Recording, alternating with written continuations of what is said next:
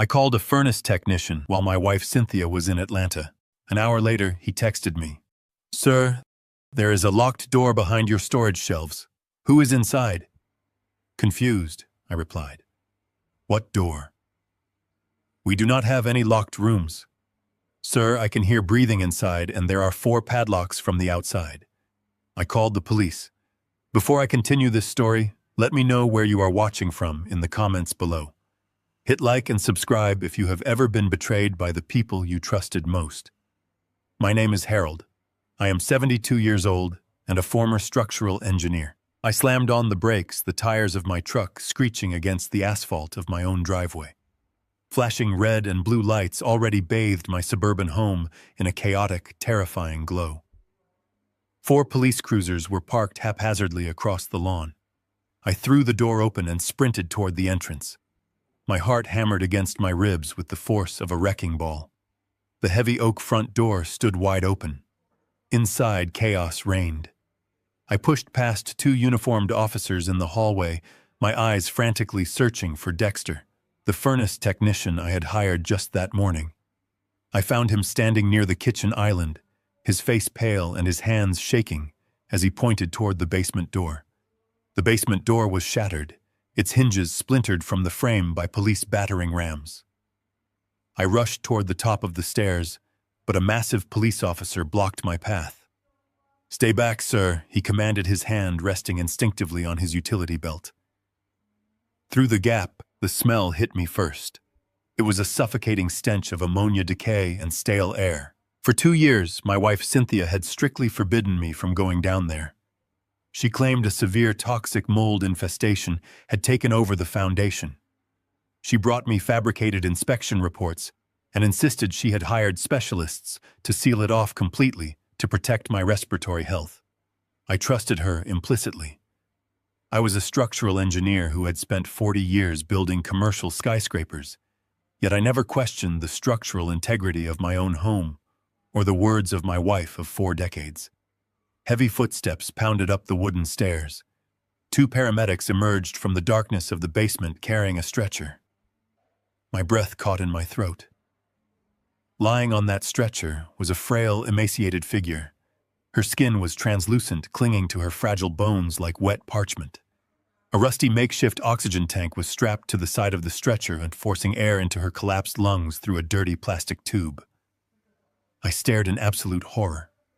It was Beatrice, Cynthia's mother, the woman we had supposedly moved into a premier luxury care facility 3 years ago. I stood paralyzed as they wheeled my mother-in-law past me. Her eyes were closed, her breathing a shallow, agonizing rattle. The commanding officer stepped in front of me, completely blocking my view. His name tag read Captain Miller. The initial professional urgency in his eyes had vanished, replaced by a cold, penetrating suspicion. He looked at me not as a homeowner asking for help, but as a monster caught in the act. "You are the owner of this property, Harold," he stated. It was not a question. It was an accusation. He stepped closer, invading my personal space. We found her locked in a windowless room built behind the HVAC unit, a room secured from the outside with 4 heavy-duty padlocks. I tried to speak, but the words withered in my throat. I had no idea that room existed. I did not put those locks there. I thought she was in a medical facility. My defense sounded pathetic even to my own ears. Captain Miller unclipped his radio, his eyes never leaving mine. "You have the right to remain silent," he said, his voice dropping an octave. The officer grabbed my shoulder and spun me around. He shoved me roughly against the hood of the nearest patrol car. The cold metal bit into my cheek as he patted me down. The humiliation was absolute, but the confusion was far worse. I was being treated like a criminal in the driveway of the house I had paid for with 40 years of honest labor. Tires squealed at the end of the street. A black SUV jumped the curb, tearing up the manicured lawn before slamming to a halt, inches from a police cruiser. The driver's side door flew open. It was Brian, my 35-year-old son. He leaped out of the vehicle, his face twisted into a mask of pure panic. "Dad," he yelled, running toward the police line. "What is going on here? Leave him alone, he is an old man. Brian played the role of the frantic protective son perfectly. He positioned himself between me and the officers, raising his hands in a placating gesture. Captain Miller stepped forward, his expression hardened. Are you a relative? Brian nodded vigorously, his chest heaving. I am his son, Brian. Please, officer, you do not understand the situation. Instead of demanding answers about his grandmother, Brian placed a comforting hand on the captain's shoulder and gently guided him a few steps away from me. They stood near the edge of the driveway, their voices lowered. I strained to hear them over the crackle of police radios. Brian leaned in close to the captain. His voice was a hushed, conspiratorial whisper. I am so sorry you had to witness this, Captain. My father is very sick. He has been suffering from severe paranoia and rapid cognitive decline for the past year. He forgets things. He does things without realizing it.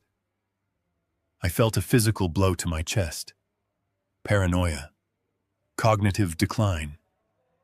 My own flesh and blood was weaponizing my age against me. The captain crossed his arms, looking back at me with a mixture of disgust and pity. Brian continued spinning his web. We have been trying to get him psychiatric help. My mother is out of town looking for suitable care facilities because we cannot manage him anymore. He owns this house. He built every inch of it. He is a former structural engineer. He knows exactly how to build hidden rooms and alter floor plans. The trap closed around me with suffocating precision. Brian was right about one thing. I did build this house. The title was solely in my name. The blueprints registered at the county office bore my signature. I had constructed the basement partitions 20 years ago. The physical evidence pointed directly undeniably at me. The police would look at a perfectly constructed hidden room, secured with industrial padlocks, and they would see the work of a seasoned engineer, not a corporate marketing manager like my son. Brian was handing them the perfect suspect on a silver platter. I realized then that this was not a spontaneous reaction to a crisis. This was a calculated contingency plan. Captain Miller walked back to me, his demeanor shifting from aggressive to cautious. He viewed me not as a mastermind, but as a dangerous, unstable old man. Given your son's statement and your age, we will suspend the immediate arrest, Harold the captain said firmly. But you are a prime suspect in an active kidnapping and elder abuse investigation. Do not attempt to leave the city. We will be back with a warrant once the forensic team processes that basement. The police packed up their gear. The ambulance carrying Beatrice wailed into the distance. The cruisers pulled away, leaving me alone with my son. The flashing lights disappeared, replaced by the suffocating silence of betrayal. Brian did not drop his panicked facade until the last police car turned the corner. Then his shoulders relaxed. His frantic energy vanished, replaced by a cold, calculating stillness. He walked over to me, holding out his open palm. Give me your phone and your car keys, Dad. I stared at him, my hands clenching into fists. Why would I do that, Brian? He stepped closer, his physical advantage obvious. To protect you from the press. The reporters will be swarming this place by morning. You are confused and stressed. You might say something to a journalist that will guarantee you die in a federal prison. I need to handle communications. I pulled the keys and phone from my pocket. I knew fighting him physically would only reinforce his lie about my erratic behavior. I dropped them into his palm. He slid them into his jacket and walked to the front door. He stepped outside, pulled the door shut, and I heard the distinct click of the deadbolt sliding into place from the outside. I was locked in. I stood alone in the center of my living room. The silence was absolute. I did not yell. I did not pound my fists against the walls. The shock faded, replaced by the sharp, analytical mind of a structural engineer assessing a collapsed building. I needed to understand the foundation of this betrayal. I walked to my study and pulled out my ledgers. The financial reality hit me harder than the police raid. Every month for the last 3 years, I had signed a check for $12,000. Cynthia handled the delivery of the funds, claiming it went directly to the Oakwood Premium Care Facility to cover Beatrice's round-the-clock nursing care. I did the math in my head. $12,000 a month. 36 months. $432,000. Nearly $500,000 had vanished from my retirement accounts. If Beatrice had been rotting in my basement on a rusty oxygen tank, where did that money go? I sat in my leather chair staring at the ledger. My wife and my son had orchestrated a monstrous fraud. They had imprisoned a helpless old woman beneath my feet, stolen $500,000, and meticulously prepared to frame me for the entire crime. They believed I was just a tired old man who would quietly take the fall to protect his family. They assumed my love for them made me weak. They were wrong. I stood up and walked toward the garage access door. I needed my old toolbox. I needed to dismantle this lie piece by piece. The heavy click of the front door deadbolt echoed through the silent living room. I stood by the window watching the last of the police cruisers disappear down the street, taking with them any immediate hope of rescue. My own son had locked me inside the house I had designed and built, the house that was now a crime scene. 30 minutes passed in suffocating silence before the lock clicked again. The door swung open, and Brian walked back in. He was not alone. Natalie, my daughter-in-law, followed closely behind him. Her usual bright, overly enthusiastic smile was gone, replaced by a cold, calculating stare that made her look like an entirely different person. She clutched a thick manila folder against her chest. They walked into the living room with the synchronized precision of predators cornering wounded prey. Natalie did not offer a greeting. She stepped up to the glass coffee table and threw the folder down. The heavy thud of the papers hitting the glass shattered the quiet of the room. I looked down at the documents. The bold black letters at the top of the first page read, "Comprehensive Medical Power of Attorney and Declaration of Incompetence." I stared at the words, feeling a cold knot form in my stomach. I looked up at Brian. He stood with his arms crossed, his posture rigid and towering. His eyes held no remorse, only a ruthless determination. "Sign the papers, Dad," Brian commanded. His voice was entirely devoid of the panicked affection he had performed for the police captain just an hour ago. I pointed to the documents on the table. "You want me to sign away my legal rights. You want me to declare myself mentally incompetent." Natalie stepped forward, tapping her perfectly manicured fingernail against the top page. "We are trying to save your life, Harold. The police are securing a warrant right now. They found my mother locked in a room you built, a room in your basement, a room in a house that you solely own. When they return, they are going to arrest you for kidnapping and elder abuse." I felt the blood rushing in my ears. I built those partition walls 20 years ago to create a temperature-controlled storage space for my architectural blueprints. I never installed heavy-duty padlocks on the outside. I never converted it into a cell, and I certainly never put your mother in there. I have been giving you $12,000 a month for 3 years to pay for her premium care facility. Brian let out a harsh, mocking laugh. He stepped aggressively into my personal space, forcing me to look up at him.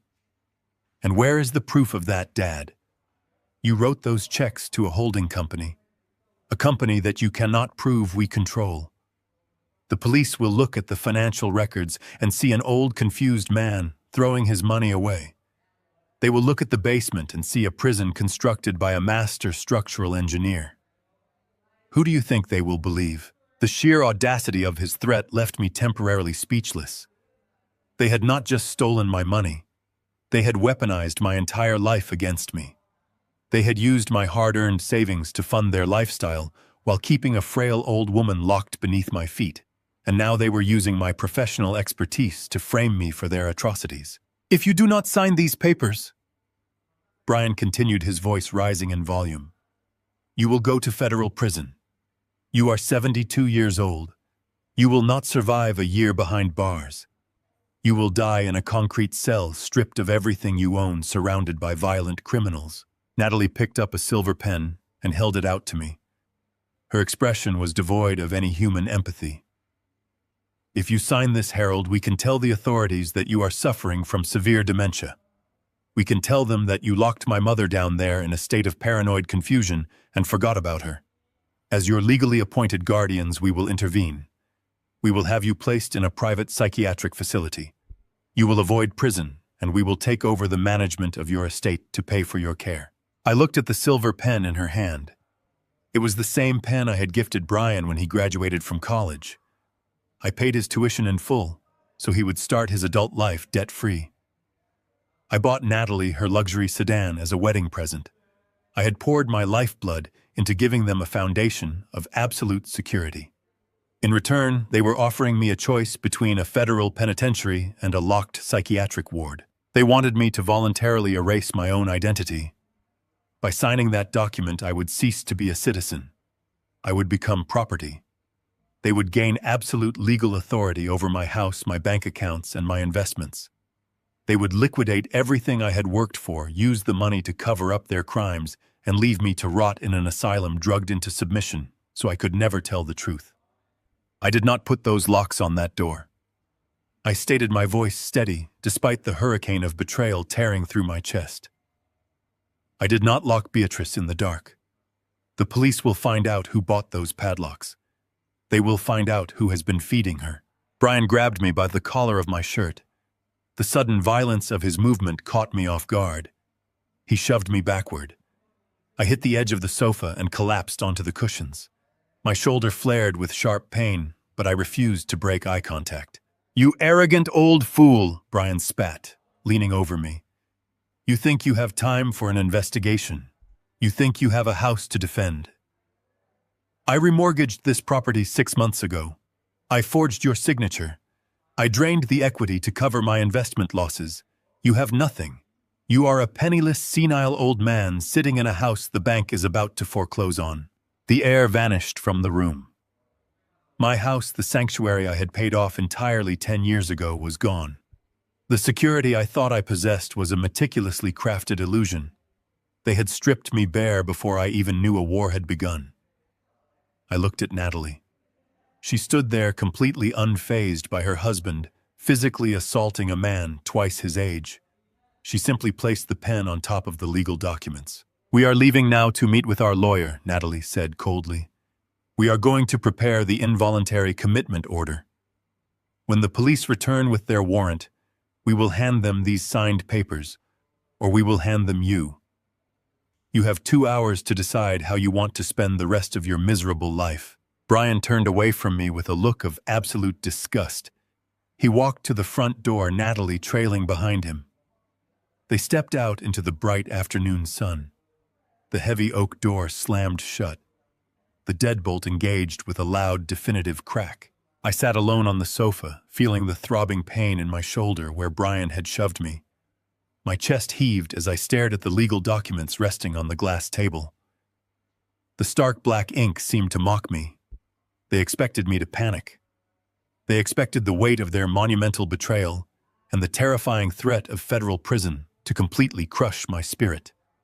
They believed I would eagerly surrender my mind, my autonomy, and my remaining assets out of pure, unadulterated terror. They thought they had cornered a helpless victim who would sign away his humanity just to avoid the cold iron bars of a jail cell. But my son and his wife had fundamentally miscalculated one crucial detail about my character. I am a structural engineer. I have spent my entire life studying pressure points, identifying microscopic flaws in massive foundations, and designing solutions to prevent catastrophic collapses under extreme stress. When a building is compromised, you do not sit down and weep over the cracked concrete. You assess the structural damage, you isolate the weak points, and you execute a calculated plan to reinforce the perimeter. I did not scream at the locked door. I did not shed a single tear over the son I had lost to unimaginable greed. The initial blinding shock evaporated from my mind, immediately replaced by a cold, calculating, and ruthless clarity. They thought they had dismantled my life, but they had merely handed me the blueprints of their own criminal conspiracy. I stood up from the sofa, ignoring the ache in my bones. I turned my back on the fraudulent documents. I walked with deliberate, measured steps toward the interior garage door. I did not need a silver pen. I needed my heavy steel tools. I needed to dismantle their lies, and I knew exactly where to begin tearing down their walls. I looked at the silver pen resting on the glass table. It was a heavy, expensive instrument designed to sign away my freedom with smooth, permanent ink. Natalie stood waiting, her arms crossed defensively, her eyes fixed on my hands. She expected me to pick up the pen. She expected the threat of a federal prison sentence to break 40 years of my dignity in a matter of minutes. She thought the sheer terror of the police returning would override my sense of reason. I did not reach for the pen. Instead, I reached for the thick stack of legal documents. The paper felt heavy, loaded with the malicious intent of my own flesh and blood. I gripped the binding tightly. Natalie opened her mouth to speak, likely to offer another fabricated reassurance about my future care, but I did not give her the chance. I twisted my wrists and tore the entire stack of documents straight down the middle. The sound of the thick paper ripping violently echoed through the silent living room. It was a sharp, aggressive noise that shattered their illusion of control. Natalie gasped, her perfect composure slipping for a fraction of a second. I threw the torn halves directly at her face. The shredded pages fluttered through the air, bouncing off her chest and scattering across the expensive rug like dead leaves. I did not raise my voice. I did not yell. I simply looked at them, and told them I would never surrender my mind or my property to cover up their crimes. I told them they would have to find another way to bury their guilt because I was not going to play the victim in their twisted narrative. Brian snapped. The polished, concerned son vanished completely, replaced by a violent stranger I did not recognize. He lunged across the space between us with terrifying speed. Before I could even raise my arms to defend myself, he grabbed the collar of my flannel shirt with both hands. His grip was incredibly tight, twisting the fabric against my windpipe and cutting off my air supply. The sheer physical disparity between a strong 35-year-old man and a 72-year-old body became instantly painfully apparent. He lifted me completely off the ground. The veins in his neck bulged against his skin, his face twisted into a mask of pure, unadulterated rage. He shoved me backward with a massive surge of force. My heels caught on the edge of the rug, and I flew backward through the air. I slammed hard into the heavy leather sofa, the impact driving the breath from my lungs in a violent rush. A sharp, searing pain shot through my right shoulder as it absorbed the brunt of the fall. I collapsed against the cushions, gasping for air, momentarily paralyzed by the sudden physical violence from the boy I had taught to walk. The metallic taste of adrenaline flooded my mouth as I struggled to sit upright. Brian did not step back. He stood towering over me, his chest heaving, his fists still clenched tightly at his sides. He looked down at me with absolute disgust. He yelled that I was an arrogant old fool who completely failed to understand the devastating reality of my situation. He demanded to know what I thought I was fighting for. He mocked my defiance. I struggled to catch my breath, holding my injured shoulder. I told him I was fighting for my home, for the sanctuary I had built from the ground up, for the assets I had painstakingly accumulated over 40 years of honest labor. I told him the police would trace the money. They would trace the $12,000 a month I had been paying for Beatrice. They would see the financial trail and know I was the victim of a massive coordinated fraud. Brian let out a harsh, barking laugh. It was a sound devoid of any humor, echoing with a cold, metallic cruelty that chilled me to the bone. He took a step closer, leaning over me so his face was mere inches from mine. He told me I had absolutely nothing to fight for. He asked me if I really believed I still owned the house we were standing in. He asked if I honestly thought there was an estate left to protect. My breathing hitched. I stared at him, utterly confused. The mortgage had been paid off entirely a decade ago. I had the deed locked in my filing cabinet. I had built this foundation with my own hands and secured it with my own sweat. Brian saw the confusion in my eyes, and his smile widened into a predatory grin. He leaned in closer and delivered the killing blow to my reality. He told me the house was heavily remortgaged. He revealed that 6 months ago, he had taken out a massive loan against the equity of the property. He sneered as he explained how incredibly easy it had been. He had spent his entire childhood watching me draft architectural plans, studying my handwriting, learning the exact curve and pressure of my signature. He had forged my name on the loan applications. He had fabricated the authorization forms. He had drained every single cent of equity out of the property while I was sitting in the living room reading the evening newspaper. He told me my entire fortune was just a ghost, an empty shell of wealth that no longer existed. The room seemed to spin. The walls of the house I had designed suddenly felt like a cage closing in on me. The floor beneath my feet was no longer mine. I asked him where the money went. $500,000 in equity completely vanished into thin air. Natalie stepped forward, stepping over the torn legal papers on the floor. She answered for him, her voice dripping with venom. She said the money went to cover their mistakes. Brian had made a series of disastrous investments trying to fund a lifestyle they could not afford. They were drowning in debt. The luxury cars, the expensive vacations, the designer clothes, all of it was bought with the stolen equity of my home. They had hollowed out my life's work to finance their illusions of grandeur, viewing my savings as their rightful inheritance delivered early. Brian stood straight, looking down at me as if I were a piece of trash on his perfectly manicured lawn. He laid out my future with chilling precision. He stated that the bank was already preparing foreclosure notices. He informed me that I was completely penniless. All the emergency funds I thought I had were drained. The accounts I trusted were empty shells. He told me I had no money to hire a defense attorney. I had no money to post bail when the police inevitably returned to arrest me. He pointed a finger directly at my face, his voice dropping to a menacing whisper. He told me I was nothing but a broken, bankrupt old man, sitting in a house that belonged to the bank. He said my only remaining value was to serve as the perfect scapegoat for their crimes. The police would find Beatrice in the basement. They would look at my empty bank accounts and assume I had lost my mind and squandered my own wealth. They would see a paranoid elder who locked his mother-in-law in a hidden room and forgot about her. Brian crossed his arms, his breathing returning to normal. The physical violence was over, replaced by a devastating, calculated psychological assault. He told me I had no leverage whatsoever. He told me I had no allies in this world. He assured me that waiting for the police to return and put me in handcuffs was the only future I had left. He said my defiance meant nothing without resources. I would be dragged out of the front door in chains, stripped of my dignity, my home, and my freedom. He looked at me one last time, his eyes totally devoid of any familial bond, and told me to get comfortable on the sofa, because it was the last comfortable place I would ever sit before spending the rest of my life in a concrete cell. The sharp, piercing shrill of the landline telephone sliced through the suffocating silence of the living room.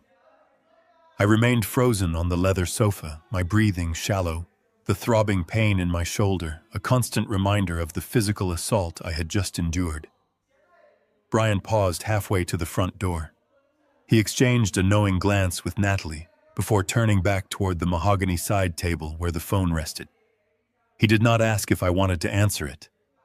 He simply reached out and slammed his hand down on the speaker button. The line crackled with static before a voice filled the room. It was Cynthia. For 40 years, I had known the exact cadence of my wife's voice. I knew the warm, melodic tone she used when she poured my morning coffee. I knew the soft, comforting whisper she offered when my engineering projects kept me up late into the night. The voice echoing through the speaker right now belonged to an absolute stranger. It was entirely flat, devoid of any warmth, carrying the clinical precision of a corporate liquidator assessing a bankrupt asset. "Harold," she commanded, her voice slicing through the static. "I trust Brian has clearly outlined the reality of your current situation. Stop acting like a stubborn martyr and sign the legal documents." I stared at the blinking red light of the speakerphone. The woman I had vowed to protect and cherish was actively coordinating my destruction from hundreds of miles away. You locked your own mother in a basement. Cynthia, I stated, my voice remarkably steady despite the hurricane tearing through my chest. You left Beatrice to suffocate in the dark while you took my money. A dry, humorless laugh echoed from the machine. It was a sound that made my blood run cold. She is a frail old woman who does not know what year it is, Harold. Do not pretend you hold some moral high ground. We secured her a private room. We kept her fed. That is more mercy than the state would have shown her. She lived longer down there than she ever would have in a sterile hospital ward. We simply repurposed the funds to secure our own future. The pieces of the puzzle began to slam into place with horrifying clarity. The trips to Atlanta. For the past 3 years, Cynthia had traveled to Georgia for a week every single month. She claimed she was attending regional real estate seminars and visiting her estranged sister, a woman she said suffered from chronic illness and refused to speak on the phone. I had driven Cynthia to the airport. I had carried her luggage. I had kissed her goodbye and told her to take all the time she needed. There is no sick sister in Atlanta, is there? I asked, the realization hitting me like a physical blow. You never attended a single seminar. The static hummed for a brief second. There is no sister, Harold. Cynthia replied, her tone dripping with absolute condescension. But Atlanta is a phenomenal hub for international banking liaisons. You see, funneling $12,000 a month from a joint account requires a meticulous layering process. You cannot simply deposit that kind of stolen cash into a local branch without triggering federal tax flags. I needed a network. I needed offshore shell companies. I spent my weeks in Atlanta sitting in leather chairs with financial fixers moving your hard-earned retirement savings into untraceable accounts in the Cayman Islands. Brian leaned against the wall, a smug, satisfied smirk playing across his lips as he listened to his mother dismantle my life. Natalie checked her designer watch, completely unbothered by the monstrous confession filling the room. They were a unified front of absolute greed. I looked around the living room. I looked at the custom built-in bookshelves I had designed for Cynthia's antique novels. I looked at the imported Italian tile around the fireplace we had picked out together on our 10th anniversary. Every single memory I possessed was suddenly corrupted, tainted by the terrifying truth that I had been sleeping next to a predator. 40 years, Cynthia. I said, the weight of the decades pressing down on my vocal cords. Was any of it real? Did you ever actually love me, or was I just a target from the very beginning? She did not hesitate. Her response was immediate and utterly devoid of humanity. 40 years ago, I saw a brilliant, hard-working structural engineer who knew exactly how to build wealth, but possessed the naive, trusting heart of a fool. You were predictable, Harold. You were loyal. You were the perfect human pension plan. Every anniversary dinner, every shared vacation, every quiet evening on the porch was just routine maintenance on my investment. I played the role of the loving wife because it kept you working, kept you earning, and kept you completely blind to the fact that I was slowly siphoning the lifeblood out of your accounts. Now the maintenance period is over. She continued, her voice hardening into a sharp blade. The asset has been fully liquidated. Brian has explained the parameters. We can easily print another copy of the medical proxy and the declaration of incompetence. Sign them immediately. If you voluntarily surrender your legal rights, we will ensure you are placed in a quiet, private psychiatric facility.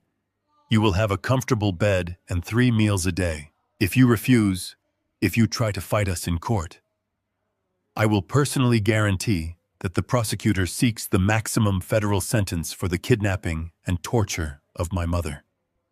I will testify against you under oath. I will weep on the witness stand. I will tell the jury how you descended into violent paranoia and locked my mother away while I was powerless to stop you. The police will look at the padlocks you supposedly bought. They will look at the hidden room you physically built, and you will die in a concrete prison cell. Choose your cage wisely, Harold. That is the only freedom you have left." The line went dead with a sharp electronic click. The silence returned heavier and more suffocating than before. Brian stepped forward, pointing at the shredded legal documents scattered across the floor. "You heard her, Dad," he sneered. "The show is over. I am going to print fresh copies. You are going to sit there and wait for us to return with a notary." Brian and Natalie turned their backs on me. They walked out of the front door, stepping out into the bright afternoon sun. The heavy oak door slammed shut, and the deadbolt engaged with a loud, definitive crack. I was entirely alone. My wife of 40 years had just confessed to orchestrating the most elaborate, devastating long con imaginable. She had sacrificed her own mother to a dark, moldy basement simply to maximize her profit margins. She had turned my son into a ruthless accomplice. They had stripped me of my finances, my home, and my family. They expected this total annihilation to leave me paralyzed with grief and terror. But as the echo of Cynthia's cold voice faded from the room, the overwhelming agony in my chest began to crystallize into something entirely different. The grief burned away, leaving behind a cold, absolute clarity. I was no longer a husband. I was no longer a father. I was an engineer standing in the wreckage of a demolished building, and it was time to clear the rubble. The sound of the deadbolt sliding into place echoed through the empty living room, like the slamming of a prison cell door. Outside, the engine of Brian's luxury SUV roared to life. The tires crunched against the gravel driveway, fading rapidly down the street. They were gone. Brian and Natalie were speeding toward the city to find a judge whose morality was as bankrupt as their own. They were hunting for a corrupt official willing to rubber stamp my total disenfranchisement. They truly believed they had won. They thought they had left behind a shattered, weeping old man who would spend his final hours of freedom paralyzed by fear and despair. They were severely mistaken. The suffocating silence of the house settled over me, heavy and absolute. I sat on the leather sofa staring at the empty space where my son had just stood. A profound transformation occurred within my chest. The crushing, agonizing heartbreak of a betrayed father completely evaporated. The paralyzing grief of a husband who had been fed a diet of lies for 4 decades vanished without a trace. I did not scream. I did not throw my hands into the air. I did not smash the framed family photographs resting on the mantel. Emotional outbursts were the luxury of people who still had something to lose. I had already lost everything. In the absence of grief, a freezing, absolute clarity took its place. The meticulous, analytical mind of a structural engineer, dormant for years beneath the soft comforts of retirement, suddenly snapped awake. For my entire professional life, I had studied the fundamental laws of physics. I knew that every structure, no matter how imposing or seemingly invincible, possessed a breaking point. Cynthia and Brian had spent years constructing a massive, invisible fortress of financial fraud and psychological manipulation. But lies were just like concrete and steel. They were bound by the laws of stress and load. They always left a structural footprint. They always had a weak spot. I stood up from the sofa. My joints ached, a harsh reminder of my 72 years, but my mind was sharper and faster than it had been in decades. I walked out of the living room and moved down the hallway. I did not look at the walls I had painted or the hardwood floors I had installed. I no longer saw a home filled with precious memories. I only saw a crime scene. I saw a blueprint of deception. I pushed open the heavy fire door and stepped into the garage. The air in the garage was thick with the familiar scents of motor oil, dry sawdust, and old rubber. It was a utilitarian space, a place where things were fixed, built, and maintained. I walked past the empty space where Cynthia usually parked her car. I moved directly to the back wall, stepping over discarded cardboard boxes and gardening supplies. Tucked away in the darkest corner, draped under a heavy canvas tarp, sat my old mechanical toolbox. I pulled the canvas tarp away. The thick layer of dust plumed into the air, dancing in the dim light of the overhead bulb. The industrial steel of the toolbox was cold beneath my fingertips. I flipped the heavy brass latches. The metal groaned as I opened the lid. Inside lay the instruments of my trade. These were the tools of a man who spent 40 years understanding exactly how things were put together, and more importantly, exactly how they could be torn apart. I did not need a silver pen or a fraudulent legal document to fight this war. I needed raw mechanical power. My hands moved with practiced precision. I bypassed the standard hammers and screwdrivers. I reached into the lower compartment and pulled out a heavy titanium pry bar. Its weight felt grounding, a solid piece of reality in a world built on phantoms. Next, I retrieved an industrial-grade power drill and a specialized diamond-tipped cutting wheel designed to slice through reinforced steel. I placed the tools into a heavy canvas duffel bag. I slung the bag over my uninjured shoulder and walked back into the house. My footsteps were heavy and deliberate against the floorboards. I bypassed the kitchen and marched straight up the main staircase. I entered the master bedroom. The air in the room was cloying thick with the lingering scent of Cynthia's expensive imported perfume. A wave of disgust washed over me, but I shoved the emotion aside. Emotion was a liability. I needed to operate purely on logic and execution. I walked straight into her massive walk-in closet. I pushed aside the rows of designer silk dresses and expensive tailored coats. I reached the back wall of the closet. My fingers traced the edge of the custom oak paneling. I found the hidden latch and pulled the wooden panel away. Behind it sat a heavy flush-mounted steel wall safe. For 20 years, Cynthia had been fiercely protective of this metal box. She had always claimed it held her grandmother's antique jewelry, faded love letters from her youth, and incredibly fragile family keepsakes. She had made me promise repeatedly and tearfully never to open it. She insisted the contents were too delicate, too intensely personal for anyone else to handle. I had respected her boundaries without question. I had honored the privacy of a woman I completely trusted. I now realized I had been protecting a vault of secrets. I unzipped the canvas duffel bag and pulled out the power drill. I attached the diamond-tipped cutting wheel and plugged the heavy black cord into the nearest wall outlet. I placed the tip of the cutting wheel against the reinforced steel hinges of the safe. I squeezed the trigger. The mechanical scream of the high-speed motor shattered the silence of the bedroom. It was a harsh, violent, deafening noise, but to me it was the beautiful sound of truth violently breaking through a wall of lies. A shower of bright orange sparks rained down on the carpet as the diamond blade bit into the hardened steel. The acrid smell of burning metal and scorched dust quickly overpowered the scent of Cynthia's perfume. I held the drill perfectly steady. My hands did not shake. I applied relentless, calculated pressure. I thought about Brian and Natalie sitting in a plush leather office downtown, sliding a stack of stolen cash across a mahogany desk to a corrupt judge. They were racing against the clock to seal my fate in a psychiatric ward. I was also racing against the clock. The cutting wheel chewed deeper into the top hinge. The metal shrieked and groaned under the extreme friction. The hinge finally surrendered, snapping with a loud metallic fracture. I immediately moved the drill to the bottom hinge. I ignored the sweat stinging my eyes and the burning heat radiating from the drill motor. I pushed harder. The second hinge shattered, leaving the heavy steel door sagging precariously in its frame. I dropped the power drill onto the floor. I grabbed the titanium pry bar from the canvas bag. I wedged the flattened edge of the titanium bar deep into the narrow gap between the damaged door and the solid steel frame.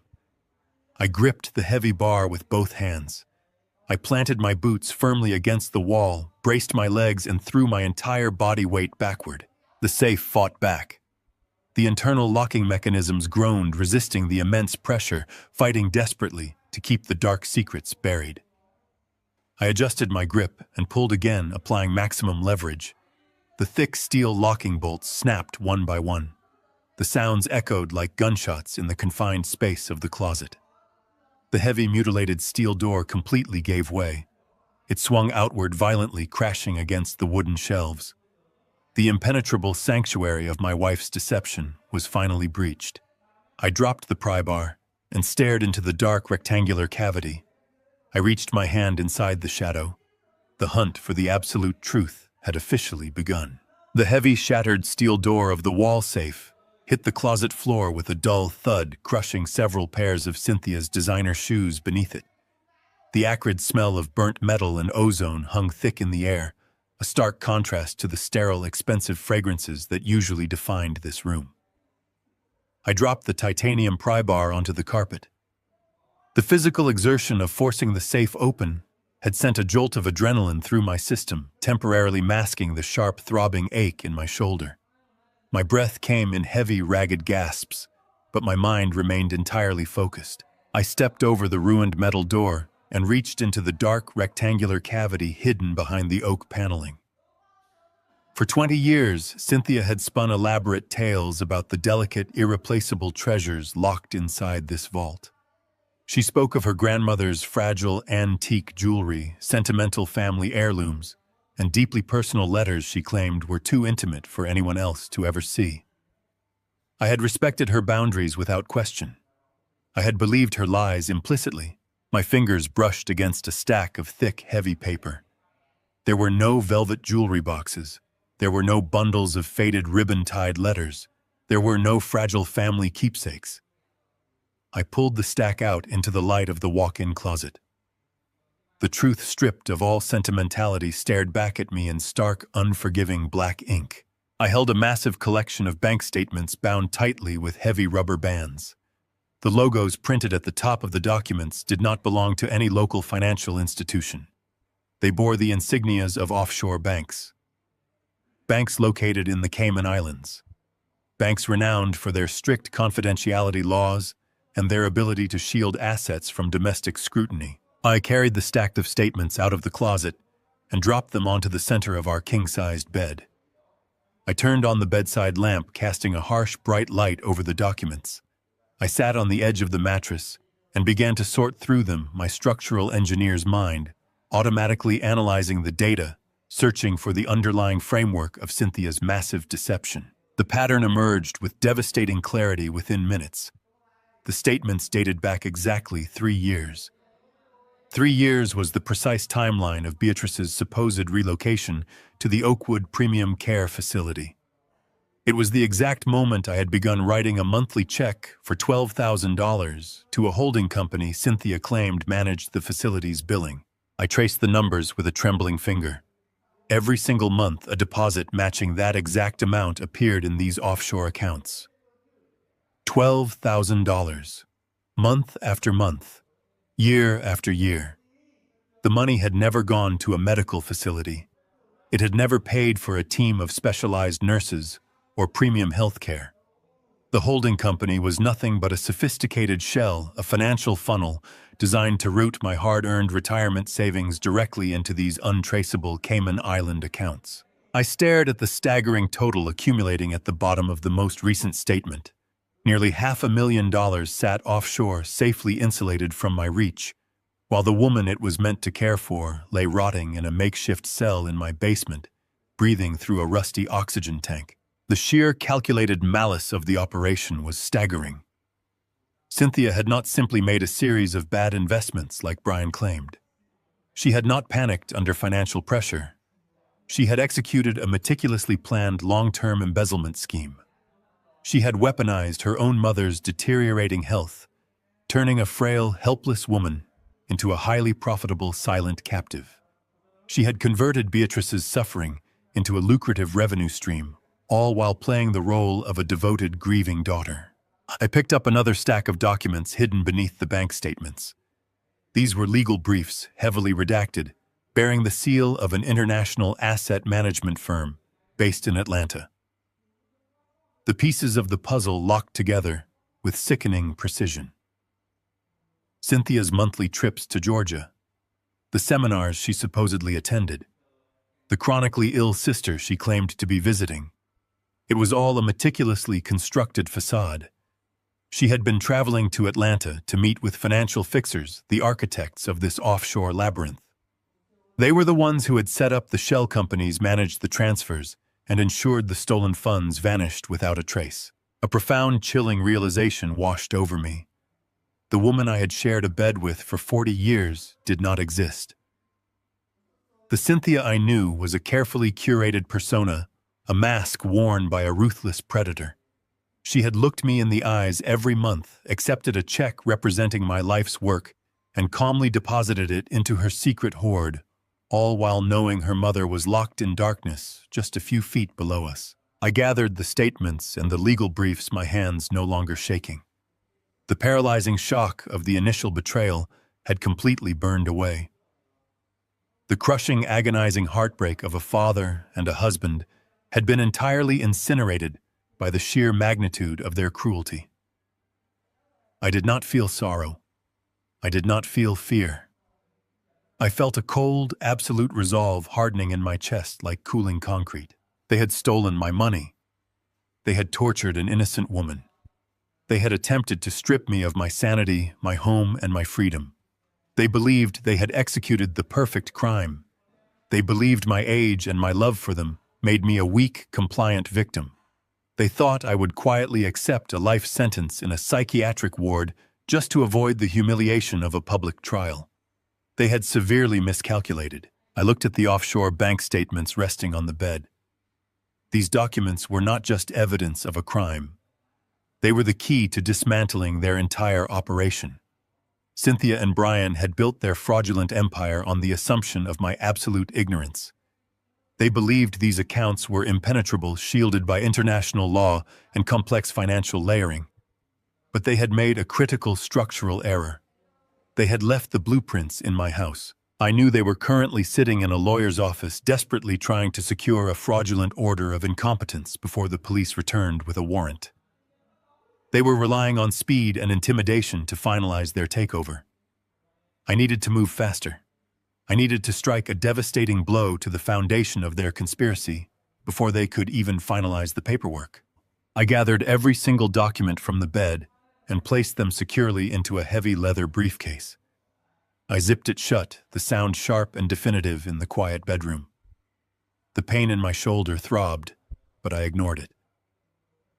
I walked out of the master bedroom, leaving the ruined safe and the shattered illusions behind me. The time for grief was over. The time for a silent, calculated demolition had begun. I knelt on the floor of the walk-in closet, surrounded by the debris of my shattered life. The shredded legal documents lay scattered like fallen leaves, a stark reminder of the ultimatum my son had just delivered. I had 2 hours before the police returned with a warrant. 2 hours before Brian and Natalie arrived with a corrupt judge and a commitment order designed to lock me away in a psychiatric ward for the rest of my days. Time was no longer a commodity I could afford to waste. I picked up the heavy leather briefcase containing the offshore bank statements and the heavily redacted legal briefs. The evidence was damning, a meticulously documented trail of a massive embezzlement scheme spanning 3 years and nearly $500,000. But evidence alone was useless without a weaponized delivery system. I could not simply walk into the local precinct and hand these papers to Captain Miller. Brian had already contaminated the well. He had painted me as a delusional, paranoid old man suffering from cognitive decline. The police would view these complex offshore financial documents as the ramblings of a sick mind, entirely disconnected from the horrific reality of Beatrice locked in my basement. I needed an advocate. I needed someone whose reputation was as ruthless and impenetrable as the conspiracy my family had built against me. I walked out of the master bedroom, the leather briefcase heavy in my hand. I moved down the stairs, bypassing the living room, and heading straight for the mudroom that connected the house to the garage. I pushed open the heavy fire door and stepped into the cool, oil-scented air. My eyes scanned the space, settling on the far corner where a battered, rust-eaten tool cabinet sat undisturbed beneath a heavy canvas tarp. I walked over and pulled the tarp away. The cabinet had not been opened in years. I bypassed the main drawers filled with wrenches and sockets and crouched down to examine the base. I ran my fingers along the bottom edge, feeling for a small concealed latch I had installed a decade ago.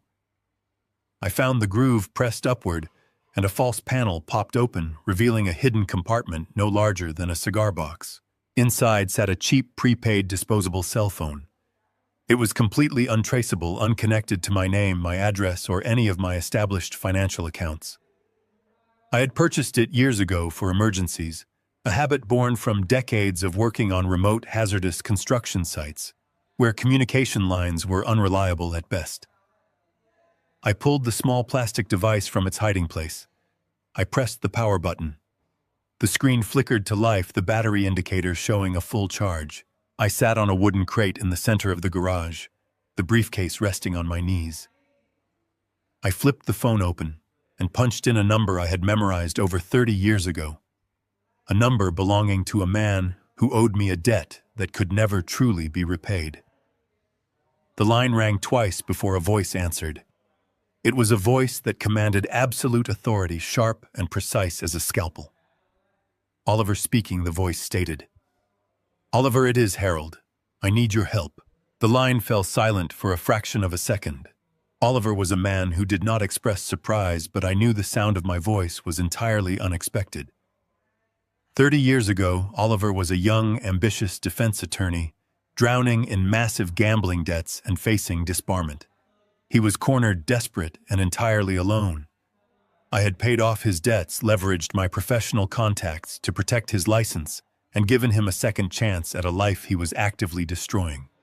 He had taken that second chance and built an empire. Today, Oliver was one of the most feared, ruthless, and highly effective criminal defense attorneys on the Eastern Seaboard. He specialized in dismantling complex financial fraud and neutralizing aggressive prosecution strategies. Harold Oliver replied, his tone immediately shifting from professional detachment to focused intensity. "It has been a very long time. What is your situation?" "I am currently locked inside my own home," I explained, keeping my voice low and steady. "My son Brian and his wife Natalie have orchestrated a massive embezzlement scheme. They have drained $500,000 from my retirement accounts and funneled it into offshore holding companies in the Cayman Islands. They have also locked my mother-in-law Beatrice in a hidden room in my basement and allowed the police to discover her. They are currently securing a fraudulent medical proxy to have me committed to a psychiatric facility to cover up their crimes and frame me for the kidnapping. I have 2 hours before the police return with a warrant for my arrest." Oliver did not interrupt. He did not ask for clarification or express disbelief. He processed the information with the clinical efficiency of a supercomputer analyzing a complex dataset. "Do you have absolute, irrefutable proof of the financial transfers?" Oliver asked. "I just cut open Cynthia's wall safe," I replied. "I have 3 years of continuous bank statements detailing every single deposit into the Cayman accounts. I have heavily redacted legal briefs from an asset management firm in Atlanta, outlining the structure of the shell companies." "Excellent," Oliver stated. "Listen to me very carefully, Harold. You are entirely compromised within your current environment. The local authorities are operating under the presumption of your guilt based on your son's fabricated testimony. Any attempt to present this evidence through standard channels will be immediately dismissed as paranoid delusion. We must bypass the local jurisdiction entirely and initiate a massive, overwhelming counteroffensive." I opened the leather briefcase and pulled out the thick stack of bank statements. "Tell me exactly what you need me to do, Oliver." Oliver's instructions were rapid and precise. He directed me to download a highly encrypted secure messaging application onto the disposable phone. He provided a complex alphanumeric sequence, a direct, untraceable digital link to his private server. "I need you to photograph every single page of those documents," Harold Oliver commanded. "Ensure the account numbers, the transfer dates, and the routing information are completely legible. Send them through the encrypted channel immediately. Do not miss a single page. I am activating my private intelligence network right now. I have a team of forensic accountants who will tear these statements apart.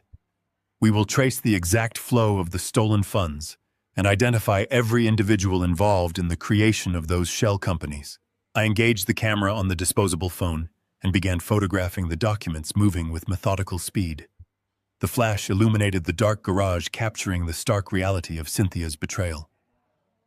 I sent the images through the secure channel, watching the progress bar fill as the encrypted files vanished into the digital ether. "The documents are transmitting now," I confirmed. Oliver's response was immediate. Received. My team is already processing the data. Harold, you must remain absolutely calm. When your son returns, you must not show any signs of resistance. You must comply with their demands and sign the fraudulent documents. I froze the phone gripped tightly in my hand. You want me to voluntarily sign away my legal rights? You want me to hand them the very weapon they intend to use to destroy me? Oliver's voice was unwavering. Yes. If you refuse, they will escalate the situation. They will manufacture an aggressive confrontation, forcing the police to intervene physically. You will be arrested, detained, and stripped of all communication. By signing those documents, you create a false sense of security. You buy us time. The moment they believe they have won, they will drop their guard. That is when we strike. The logic was flawless, but the execution required an agonizing level of self-control. I had to willingly surrender my autonomy to the people who were actively trying to destroy my life.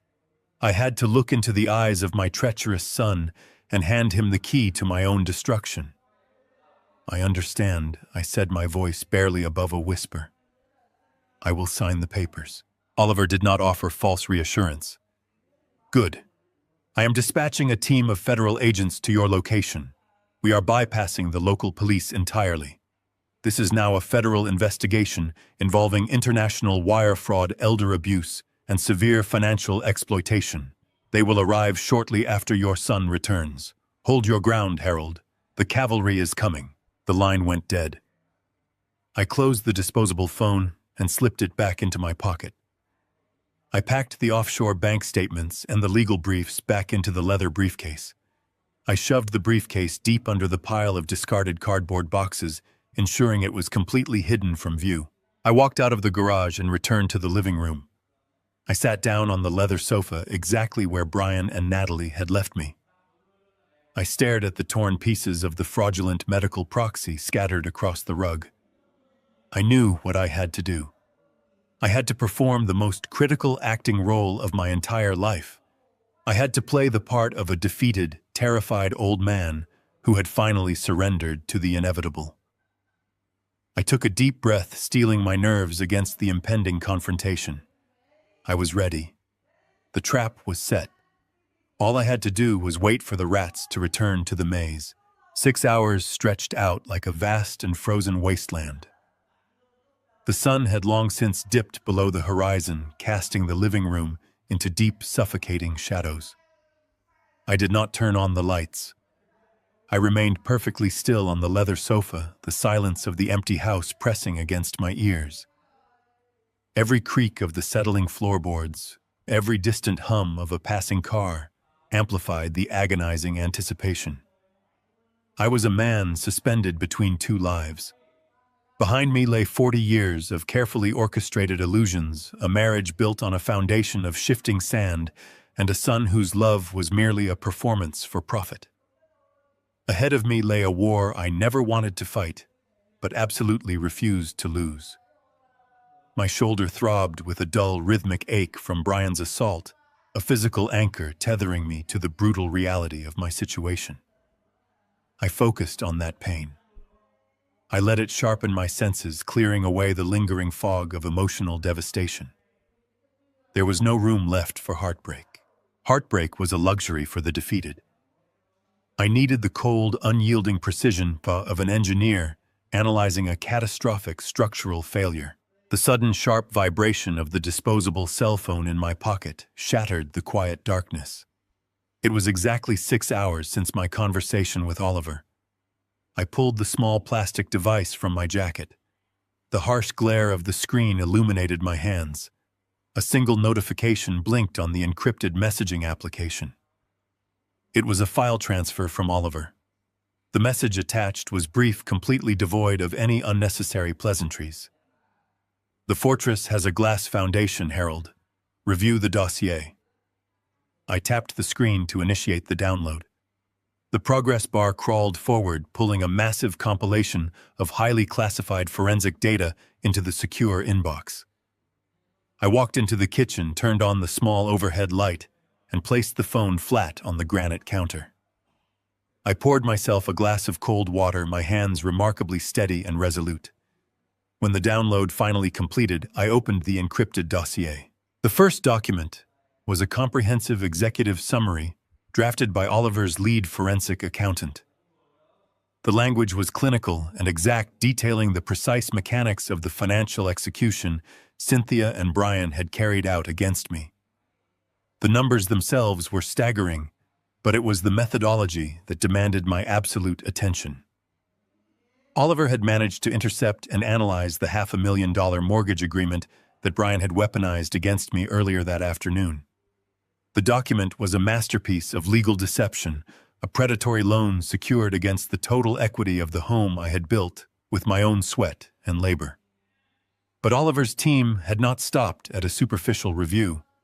They had subjected the signature on the final authorization page to a rigorous forensic handwriting analysis. I scrolled down to the high-resolution images of the forged signature. My name, written in smooth, sweeping cursive, glared back at me from the digital screen.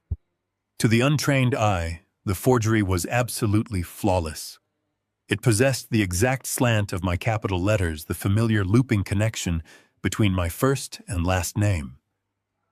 But Oliver had included an overlay comparison, contrasting the forged signature with a genuine sample pulled from public county records. The forensic report broke down the microscopic discrepancies.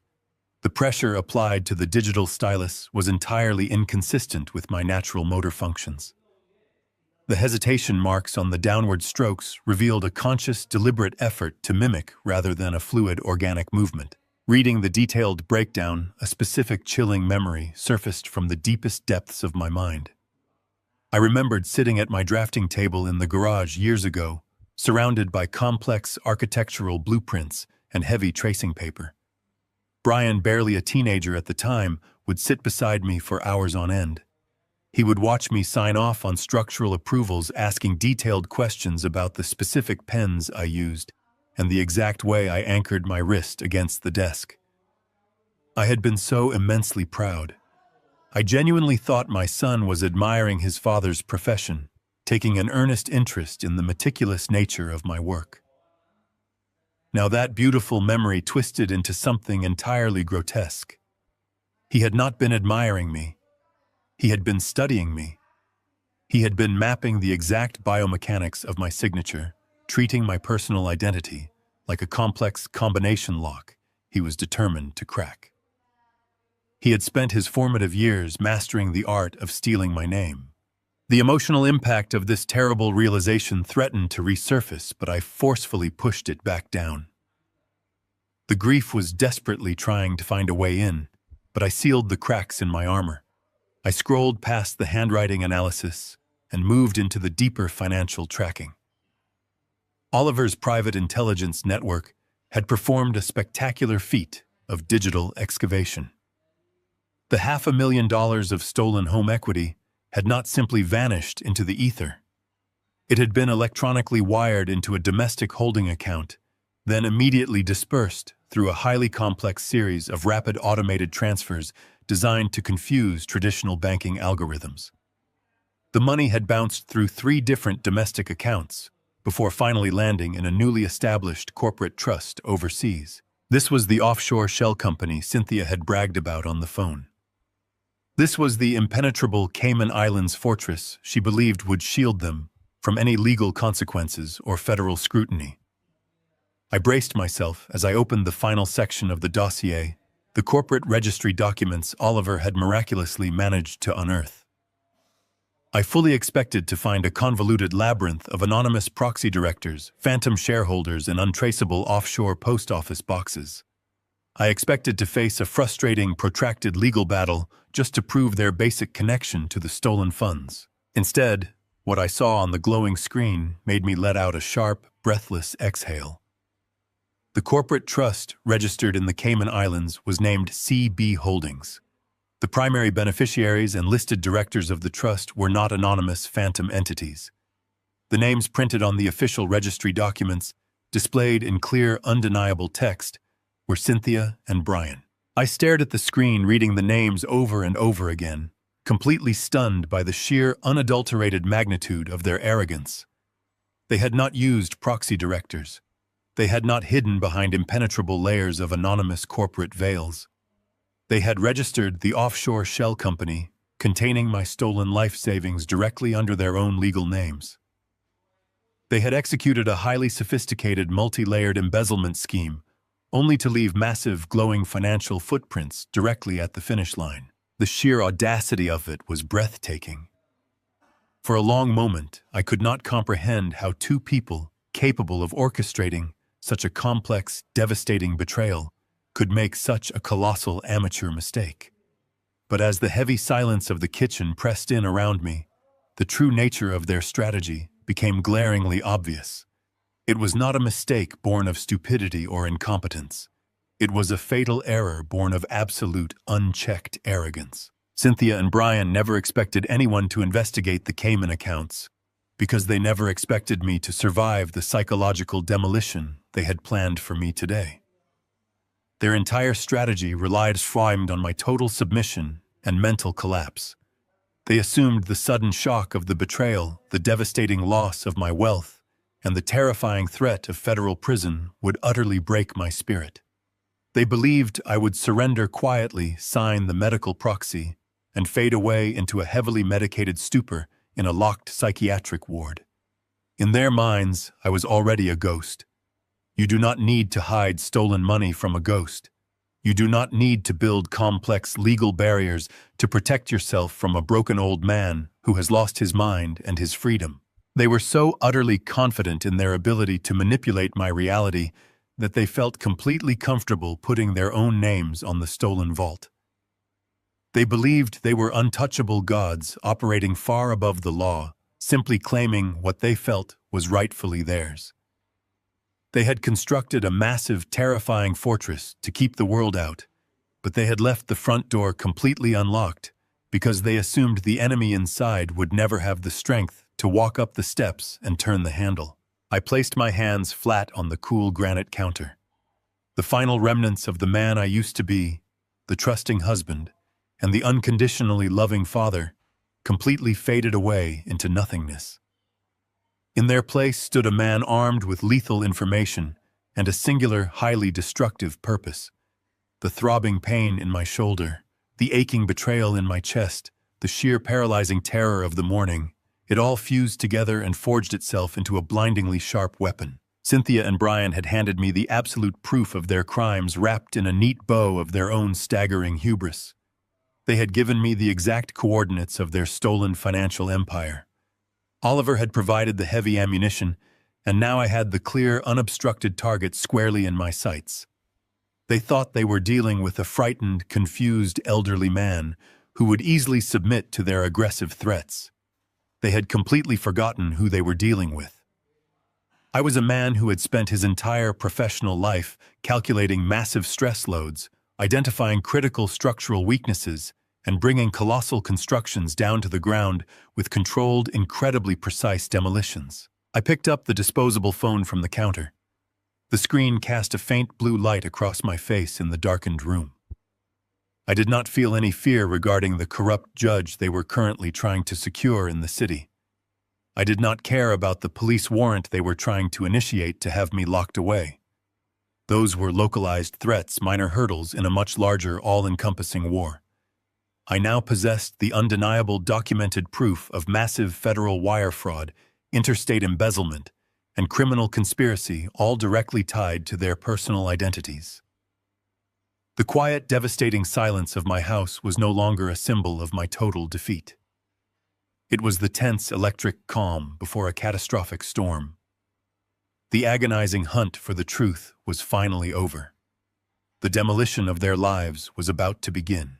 The disposable cell phone vibrated violently against the granite countertop, shattering the heavy silence of the kitchen. I did not hesitate. I snatched the plastic device and pressed the green button, bringing it to my ear. The voice on the other end was Oliver, but the clinical, measured tone he had used just hours ago was completely gone. In its place was a sharp, unrelenting urgency that immediately accelerated my pulse. He told me to listen carefully and not to interrupt because the entire paradigm of our operation had just violently shifted. Oliver explained that his private intelligence team in Atlanta had just triggered a massive internal alarm. They had been actively monitoring the digital footprint of the Cayman Islands corporate registry when they intercepted a massive unauthorized data packet. Cynthia was moving the money. She was not just shuffling funds between holding companies or paying off accomplices. She was initiating a total catastrophic liquidation of the entire offshore trust. Oliver told me his forensic accountants watched in real time as the $500,000 of my stolen equity was queued for a massive international wire transfer. The destination was not another domestic bank. It was a notoriously opaque, entirely untraceable financial institution buried deep in Eastern Europe, a jurisdiction that held absolutely zero extradition treaties and recognized zero international banking transparency laws. My breath caught in my throat. If that wire transfer cleared, the money would be gone forever, vanishing into a digital black hole. But Oliver was not finished. The financial liquidation was only the first half of the crisis. His operatives on the ground in Atlanta had also managed to breach the airline ticketing databases. Cynthia had just purchased a one-way first-class ticket on an international red-eye flight departing from Hartsfield-Jackson Airport. Her flight was scheduled to board in exactly 4 hours. She was burning the bridge. Whether she had been tipped off by Brian or whether this had always been her ultimate exit strategy, the reality was the same. She was planning to vanish into the night, with my life savings leaving me to face a fabricated criminal charge and a lifetime in a psychiatric ward. I gripped the edge of the counter, the cold stone grounding me against the sudden wave of vertigo. I asked Oliver if there was any way to freeze the offshore accounts before the transfer finalized. He told me that international financial injunctions require days of legal maneuvering, court orders, and bureaucratic approvals. We did not have days. We had less than 240 minutes. Oliver told me he had to completely abandon standard legal procedures. He had circumvented the local county judges and the regional financial regulators. He had gone straight to the top of the federal food chain. 10 minutes ago, Oliver had personally contacted a highly specialized task force within the Federal Bureau of Investigation, a unit dedicated exclusively to prosecuting interstate racketeering and severe financial fraud. He bypassed the lower-level agents and spoke directly to a regional director he had battled in court for over a decade. He submitted the forensic handwriting analysis proving the massive mortgage forgery. He submitted the corporate registry documents proving my wife and son were the sole beneficiaries of the stolen funds. But Oliver knew that financial crimes alone rarely trigger immediate, heavily armed tactical responses. White-collar fraud is fought with spreadsheets and subpoenas, not sirens and battering rams. To force the federal government to move with absolute unyielding speed, Oliver had to give them a crime of violence. He had to give them blood. Oliver told me he had bridged the gap between the stolen money and the horrific reality of what was happening in my basement. He had placed a direct recorded phone call to the specific local police inspector who was currently processing the scene where Beatrice had been held captive. He had formally linked the elder abuse, the kidnapping, and the forced confinement of an 80-year-old woman directly to the financial extortion plot. He explained to the inspector that the kidnapping was not the act of a delusional husband, but a calculated, brutal mechanism used by a criminal syndicate to maximize their embezzlement operation. By fusing the financial fraud with the physical torture of a vulnerable senior citizen across state lines, Oliver had instantly elevated the situation from a domestic dispute to a severe federal crime. The reaction was instantaneous and overwhelming. Oliver confirmed that the Federal Bureau was actively freezing Cynthia's passport and moving heavily armed agents into position at the Atlanta airport to intercept her at the departure gate. At the exact same time, a joint tactical team of federal agents and local law enforcement was converging on my neighborhood. I stood in the dark kitchen, the magnitude of Oliver's strategic genius washing over me. He had mobilized an entire government apparatus in a matter of minutes, turning the very system Brian and Natalie hoped to use against me into a massive, inescapable trap. Oliver gave me my final, critical instructions. The federal strike team was currently establishing a silent perimeter around my property. They were cutting off every possible avenue of escape, but they could not simply kick the door down and arrest my son without cause. They needed Brian and Natalie inside the house. They needed them to actively commit to the extortion on a hot microphone. Oliver told me the federal agents had patched into the audio feed of my disposable cell phone. Every word spoken in my living room from this moment forward was being recorded and monitored by federal prosecutors in real time. My role was terrifyingly simple. I had to be the bait. Oliver told me to return to the living room and sit exactly where I had been assaulted. He told me to adopt the posture of a completely broken man. When Brian and Natalie walked through the front door with their corrupt judge or their forged medical proxies, I was not allowed to show any defiance. I had to draw them in. I had to make them feel powerful, untouchable, and supremely confident in their victory. I had to let them monologue, let them threaten me, and let them articulate their exact criminal intentions for the federal agents listening on the other end of the line. I had to keep them anchored in that room until the trap snapped shut. The line disconnected. I slid the disposable phone into my shirt pocket, leaving the microphone completely unobstructed. I walked out of the kitchen and moved slowly down the hallway. The house was entirely silent, but the air felt charged thick with the invisible presence of the men armed with tactical rifles waiting in the shadows outside my windows. I entered the living room and surveyed the space. The shredded pieces of the original legal documents still littered the expensive rug, a stark reminder of my earlier rebellion. I did not clean them up. They were the perfect prop. I walked over to the heavy leather sofa and sat down. I leaned forward, resting my elbows on my knees and dropping my head into my hands. I let the physical exhaustion of the day seep into my posture. I allowed my shoulders to slump, mimicking the heavy, crushing weight of total defeat. I practiced slowing my breathing, preparing to deliver the performance of a lifetime. I was no longer mourning the loss of my family. The woman I had married and the boy I had raised were dead, replaced by strangers who viewed my existence as nothing more than a financial inconvenience. My grief had crystallized into a weapon. I sat in the darkness, surrounded by the ghosts of a 40-year lie, and waited for the executioners to return to the block. 10 minutes passed in agonizing silence. Then the sharp, distinct crunch of heavy tires rolling over the gravel driveway broke the stillness. I did not raise my head. I kept my eyes fixed on the intricate patterns of the rug. I heard the car doors slam shut, the sound carrying clearly through the crisp evening air. Footsteps marched aggressively up the front porch. A key slid into the deadbolt, turning with a loud metallic click. The heavy oak door swung open, and the harsh glare of the porch light spilled into the darkened hallway. The trap was armed. The prey had arrived. The agonizing wait was suddenly shattered by the harsh, violent screech of heavy tires skidding across the asphalt directly outside my front window. I did not move a single muscle. I remained seated on the leather sofa, my shoulders slumped forward, my head bowed in a posture of absolute defeat. Through the sheer fabric of the living room curtains, the rhythmic sweeping glow of red and white emergency lights began to pulse against the walls. They had brought an ambulance. The sheer audacity of their preparation sent a cold, electric shiver down my spine. I pressed my right hand firmly against the fabric of my shirt, feeling the solid, rectangular shape of the disposable cell phone hidden in my chest pocket.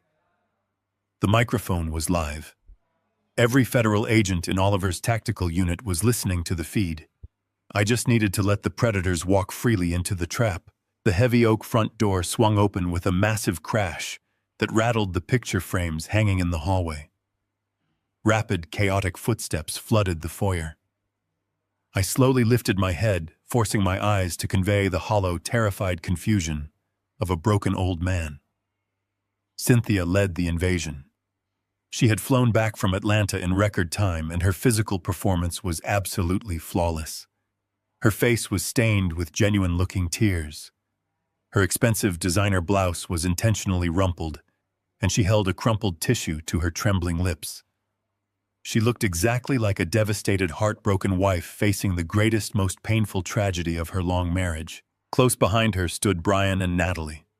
Their faces perfectly mirrored Cynthia's fabricated sorrow, but their eyes burned with a predatory, arrogant gleam. They had successfully hunted down their corrupt official. Flanking my son were three complete strangers. One was a tall, excessively groomed man in a tailored gray suit holding a thick leather binder. He exuded the cold, clinical detachment of a highly paid medical mercenary. Behind him loomed two massive men dressed in dark blue paramedic uniforms. Their thick arms and broad shoulders strongly suggested they were hired for brute physical force rather than any actual medical care. One of the paramedics held a heavy canvas bag that clinked ominously with the distinct sound of nylon restraints and metal buckles. Cynthia rushed forward, stopping just a few feet away from the sofa. She dropped dramatically to her knees, burying her face in her hands, letting out a loud theatrical sob that echoed through the silent house. "Harold," she cried out, her voice trembling with manufactured agony. "Oh, Harold, look at what you have done. Look at what your terrible sickness has brought upon this family." I rushed back the very moment Brian called me. "I cannot believe you locked my poor defenseless mother in the basement. I cannot believe your mind has deteriorated into such violent, terrifying paranoia. We are here to help you, my love. We are here to save you from yourself." The sheer breathtaking brilliance of her lie washed over me. She was actively weaving a false narrative for the benefit of the hired medical staff and any nosy neighbors who might be watching from their front porches.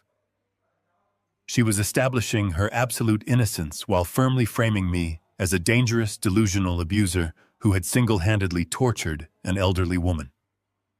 If I did not have the offshore bank statements currently hidden in the garage, and if the federal strike team were not listening to every single syllable, her phenomenal performance would have guaranteed my total destruction. The man in the tailored suit stepped forward smoothly, opening his thick leather binder. He looked down at me with a practiced, patronizing sympathy that made my stomach churn. "Mr. Caldwell." He began, his voice dripping with false medical authority. "I am Dr. Aris Thorne. Your family came to me this afternoon in a state of absolute desperation. Based on their highly detailed testimonies regarding your recent erratic behavior, your severe cognitive decline, and the tragic incident involving your mother-in-law, I have officially signed an emergency medical order. For your own physical safety and the safety of the general public, you are being placed under an involuntary psychiatric hold. You require intensive locked ward intervention immediately." Brian moved to stand right beside the corrupt doctor. He crossed his arms over his chest, projecting the pristine image of a reluctant but dutiful son carrying out a painful family necessity. "Dad." Brian said, his voice loud and artificially steady. "We have the medical transport vehicle waiting right outside the door. You need to stand up and walk out of this house quietly.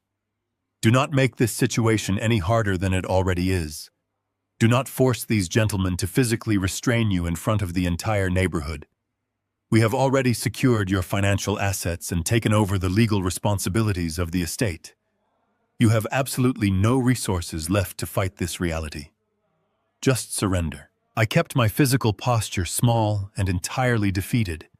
I looked down at Cynthia, letting my voice crack with perfectly feigned terror. "Cynthia," I pleaded, looking directly into her cold, remorseless eyes. "Why are you doing this to me? I built this home for us with my own hands. I worked my entire life to provide for this family. You know I never touched Beatrice. You know exactly why she was forced down into that dark room." Natalie scoffed loudly, stepping forward with a look of absolute unvarnished disgust. "Stop whining, Harold," she snapped, entirely unable to control her own arrogance. "You are a dinosaur who completely outlived his usefulness.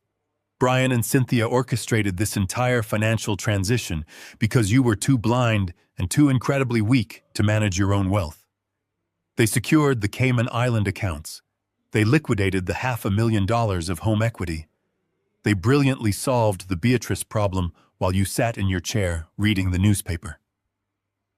Now your only remaining purpose on this earth is to take the criminal blame for the basement, so the rest of us can live the luxurious lives we actually deserve. Cynthia stood up slowly, wiping away her fake tears with the back of her hand. The weeping, devastated wife vanished instantly, replaced by the calculating, venomous architect of my ruin. Natalie is exactly right, Harold.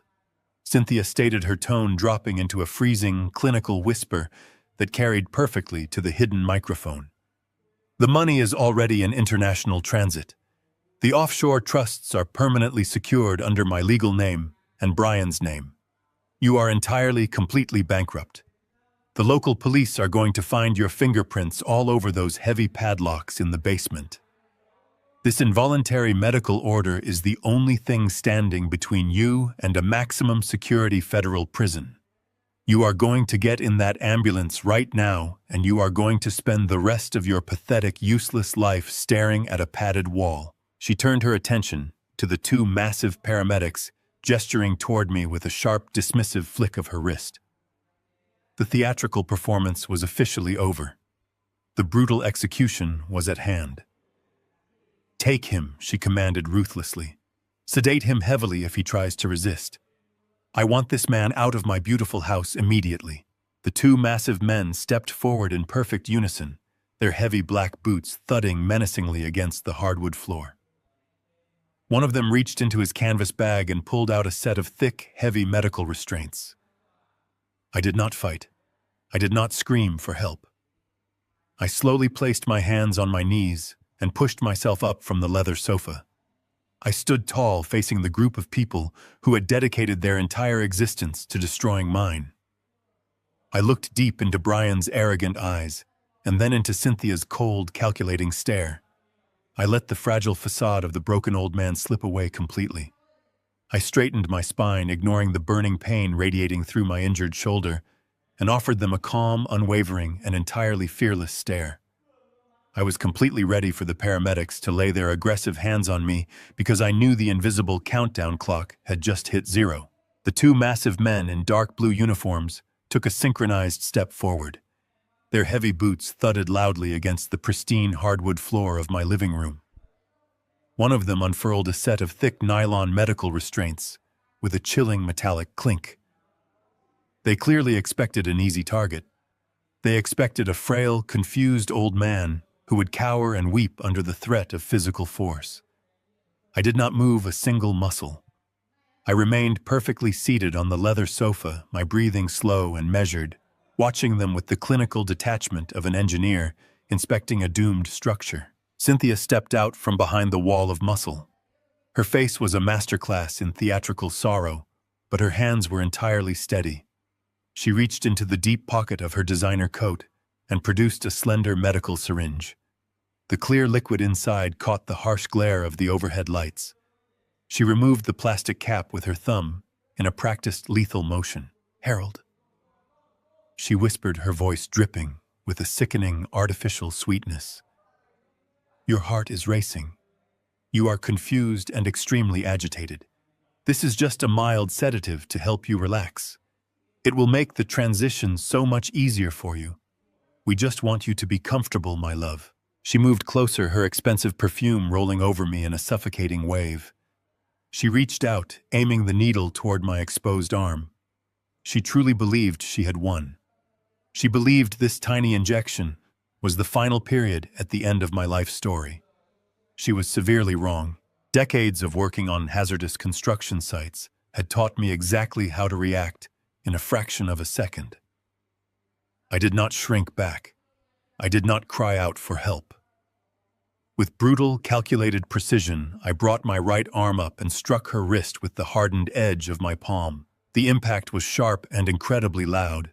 Cynthia let out a startled gasp as her grip failed instantly. The syringe flew through the air in a high arc. It smashed against the imported Italian tile surrounding the fireplace. The glass cylinder shattered into a dozen pieces, the clear sedative pooling harmlessly on the cold floor. The two paramedics lunged forward, their thick hands reaching out to grab my shoulders. I raised my voice, not in a scream of terror, but in a booming, authoritative command that stopped them dead in their tracks. If you lay a single finger on me, I stated, my voice echoing off the walls with absolute certainty, you will not be facing a local civil lawsuit. You will be facing federal indictments for conspiracy to commit kidnapping, wire fraud, and severe elder abuse. You are currently standing in a room being actively monitored by a federal strike team. The two men froze. Their eyes darted nervously toward Cynthia and then back to me. They were paid mercenaries, hired muscles seeking an easy paycheck. They were not loyal foot soldiers willing to throw away their lives in a maximum security prison for a woman they barely knew. The corrupt Dr. Aris Thorne visibly stiffened. The color rapidly drained from his meticulously groomed face. He clutched his leather binder tightly to his chest, taking a distinct involuntary step backward toward the front door. Brian let out a harsh, nervous laugh. He stepped out from the shadows, trying desperately to salvage the rapidly collapsing narrative. "Do not listen to him," Brian commanded, though his voice completely lacked its previous arrogant weight. "He is completely delusional. He is having a massive paranoid episode. Grab him and get him into the ambulance right now." I ignored my treacherous son entirely. I reached my hand down into the narrow gap beneath the heavy leather cushion of the sofa. Before Brian and Natalie had arrived, I had removed the most critical documents from the hidden briefcase in the garage and tucked them right beside me. My fingers grasped the thick, heavy stack of papers. I pulled them out and slammed them down onto the center of the glass coffee table. The sound of the heavy paper striking the glass was like a gavel coming down in a silent courtroom. "I do not suffer from paranoia, Brian," I said, my voice dropping to a freezing clinical whisper. "I suffer from a severe case of sudden absolute clarity." I leaned forward and tapped the top document with my index finger. It was the comprehensive offshore bank statement I had pulled from Cynthia's hidden wall safe just hours ago. "Let us talk about your delusions, Cynthia." I continued, my gaze locking onto my wife. "Let us talk about CB Holdings. Let us talk about the Cayman Islands.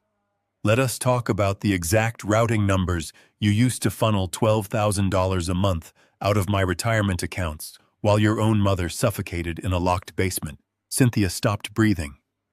The theatrical mask of the grieving, concerned wife completely shattered, falling away to reveal the terrified, hollow predator beneath. She stared at the bank statements on the glass table as if they were venomous snakes ready to strike. Her mouth opened, but absolutely no words came out. I spread the papers across the table, ensuring the hired medical staff could clearly see the offshore banking logos and the staggering financial figures printed in bold black ink. "You truly believed you were a mastermind, Cynthia," I said, driving the verbal blade deeper. "You thought you could construct an impenetrable financial fortress. But you made a catastrophic structural error. You were so blinded by your own arrogance, so entirely certain that I would quietly surrender to your psychological torture, that you did not even bother to use anonymous proxy directors. You registered the offshore shell accounts directly under your own legal names. You signed the vault containing my stolen life savings." Brian lunged toward the table, his face twisted in a mask of pure panic. He reached out to grab the papers, desperate to hide the undeniable proof of his crimes. I did not try to stop him. I simply picked up the second document from the stack and held it up for the entire room to see. It was the high-resolution forensic overlay of the $500,000 mortgage contract. "Go ahead and take them, Brian," I offered calmly. "Taking the physical paper will not erase the digital footprint. This is a forensic analysis of the loan you took out against my property. A team of highly specialized financial investigators in Atlanta has already torn this signature apart. They have mapped every single microscopic hesitation, mark, and pressure discrepancy. They have proven beyond a shadow of a legal doubt that you forged my name to steal the equity from my home." Brian froze, his hand hovering mere inches above the glass table. The arrogant, untouchable son who had mocked me just hours ago was completely gone. In his place stood a terrified little boy who suddenly realized he had walked directly into a massive, inescapable trap. His eyes darted wildly around the room, searching for an exit that no longer existed. Natalie stumbled backward, her designer heels clicking loudly against the hardwood floor. She bumped into the wall, her hands flying up to cover her mouth. She looked at her husband with an expression of absolute horror, finally comprehending that her luxurious lifestyle had just evaporated into thin air. The dream of the stolen fortune was dead, replaced by the terrifying reality of federal prison. Dr. Thorne did not wait for another word. He realized instantly that he had been dragged into a massive, highly illegal conspiracy. He dropped his leather binder onto a side table, turned on his heel, and sprinted toward the front door. The two muscular paramedics followed immediately, pushing past Cynthia in their desperate rush to escape the house before the invisible federal agents descended upon them. The heavy oak door slammed shut behind them, leaving my family entirely alone with the monstrous truth they had created. Cynthia slowly sank into a nearby armchair. Her legs could no longer support her weight. Her perfectly styled hair fell across her pale, trembling face. She stared at the forged mortgage document and the offshore bank statements spread across the glass table. The immense gravity of her situation crashed down upon her. She had spent decades executing a flawless performance. She had meticulously planned every single detail of my destruction, but she had failed to account for the one variable that mattered most. She had failed to realize that when you strip a man of everything he loves, you also strip him of everything he fears. I remained seated on the sofa, watching the absolute devastation taking hold of my wife and son. I did not feel a single ounce of pity. I did not feel any desire for reconciliation. The war was not over, but the turning point had been reached. I had successfully dismantled their offensive strategy. The heavy, suffocating silence returned to the living room, but this time I was the one controlling the atmosphere. The predatory confidence of my enemies was completely neutralized. They were paralyzed by their own greed, utterly trapped by the very evidence they thought they had hidden so perfectly. I calmly folded my hands together and waited for the sound of the approaching sirens. Brian stared at the incredibly damning papers on the glass table, as if they were actively burning his retinas. The horrific realization of his absolute failure finally severed his remaining threads of sanity. He let out a guttural sound, a primal noise entirely devoid of his usual polished arrogance. He lunged forward. His knees hit the edge of the glass coffee table with a harsh, heavy thud. His hands scrambled frantically over the smooth surface, his manicured fingernails scraping loudly against the glass. He grabbed the thick stack of Cayman Islands bank statements and the comprehensive forensic handwriting analysis. He began tearing at the heavy paper with frantic, uncoordinated movements. He ripped the pages in half, then into quarters, letting the shredded pieces fall around his feet like dirty, worthless snow. He was panting heavily, sweat rapidly gathering on his forehead and rolling down his flushed cheeks. I sat perfectly still on the leather sofa and watched him. I did not raise my voice. I did not try to stop his pathetic physical display. I simply let him exhaust his adrenaline. "Brian, Dick," I said, keeping my voice completely level and devoid of any emotion. "You are destroying physical copies. The digital files are already sitting on the desks of federal prosecutors in Atlanta. You cannot shred a digital footprint." My words did not seem to reach his conscious mind. He was completely consumed by blind panic, tearing the paper into smaller and smaller fragments, as if the physical act of destruction could somehow rewind time and erase his colossal arrogance. Cynthia remained completely frozen in the armchair. She was staring at her son with hollow, dead eyes, fully comprehending the utter futility of his frantic actions. She knew the war was already lost. The heavy, suffocating silence of the living room was suddenly obliterated by a deafening crash. The massive oak front door did not simply open. It was violently kicked inward with such immense calculated force that the heavy brass deadbolt completely shattered. The thick wood splintered, sending sharp fragments flying across the dark foyer. The sound echoed through the house like a bomb detonating in a closed vault. Brian dropped the shredded papers immediately and scrambled backward, his eyes wide with absolute, unadulterated terror. Cynthia let out a sharp, breathless gasp, pressing her trembling hands against her chest. I did not flinch. I did not move. I simply turned my head toward the hallway, waiting for the righteous cavalry to step into the light. Oliver strode into the living room first.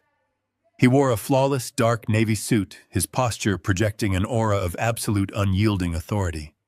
He did not look like a defense attorney stepping into a chaotic domestic crime scene. He looked like an apex predator stepping into his rightful conquered domain. He surveyed the room with extreme clinical detachment. His sharp eyes took in Brian's terrified posture on the floor, Cynthia's catatonic shock in the armchair, and the shredded evidence scattered across the rug. Right behind Oliver, two heavily armed federal agents moved rapidly into the space. They wore dark tactical vests with the letters FBI printed in bold yellow across their chests. They moved with silent, synchronized precision, immediately securing the perimeter of the room and blocking any possible avenue of escape. Their overwhelming physical presence instantly drained all the remaining oxygen from the room. Brian raised his hands instinctively, trembling violently, completely surrendering to the overwhelming force. Following the federal agents was a man I recognized immediately. It was Inspector Vance from the local police precinct. His face was a hardened mask of cold, concentrated fury.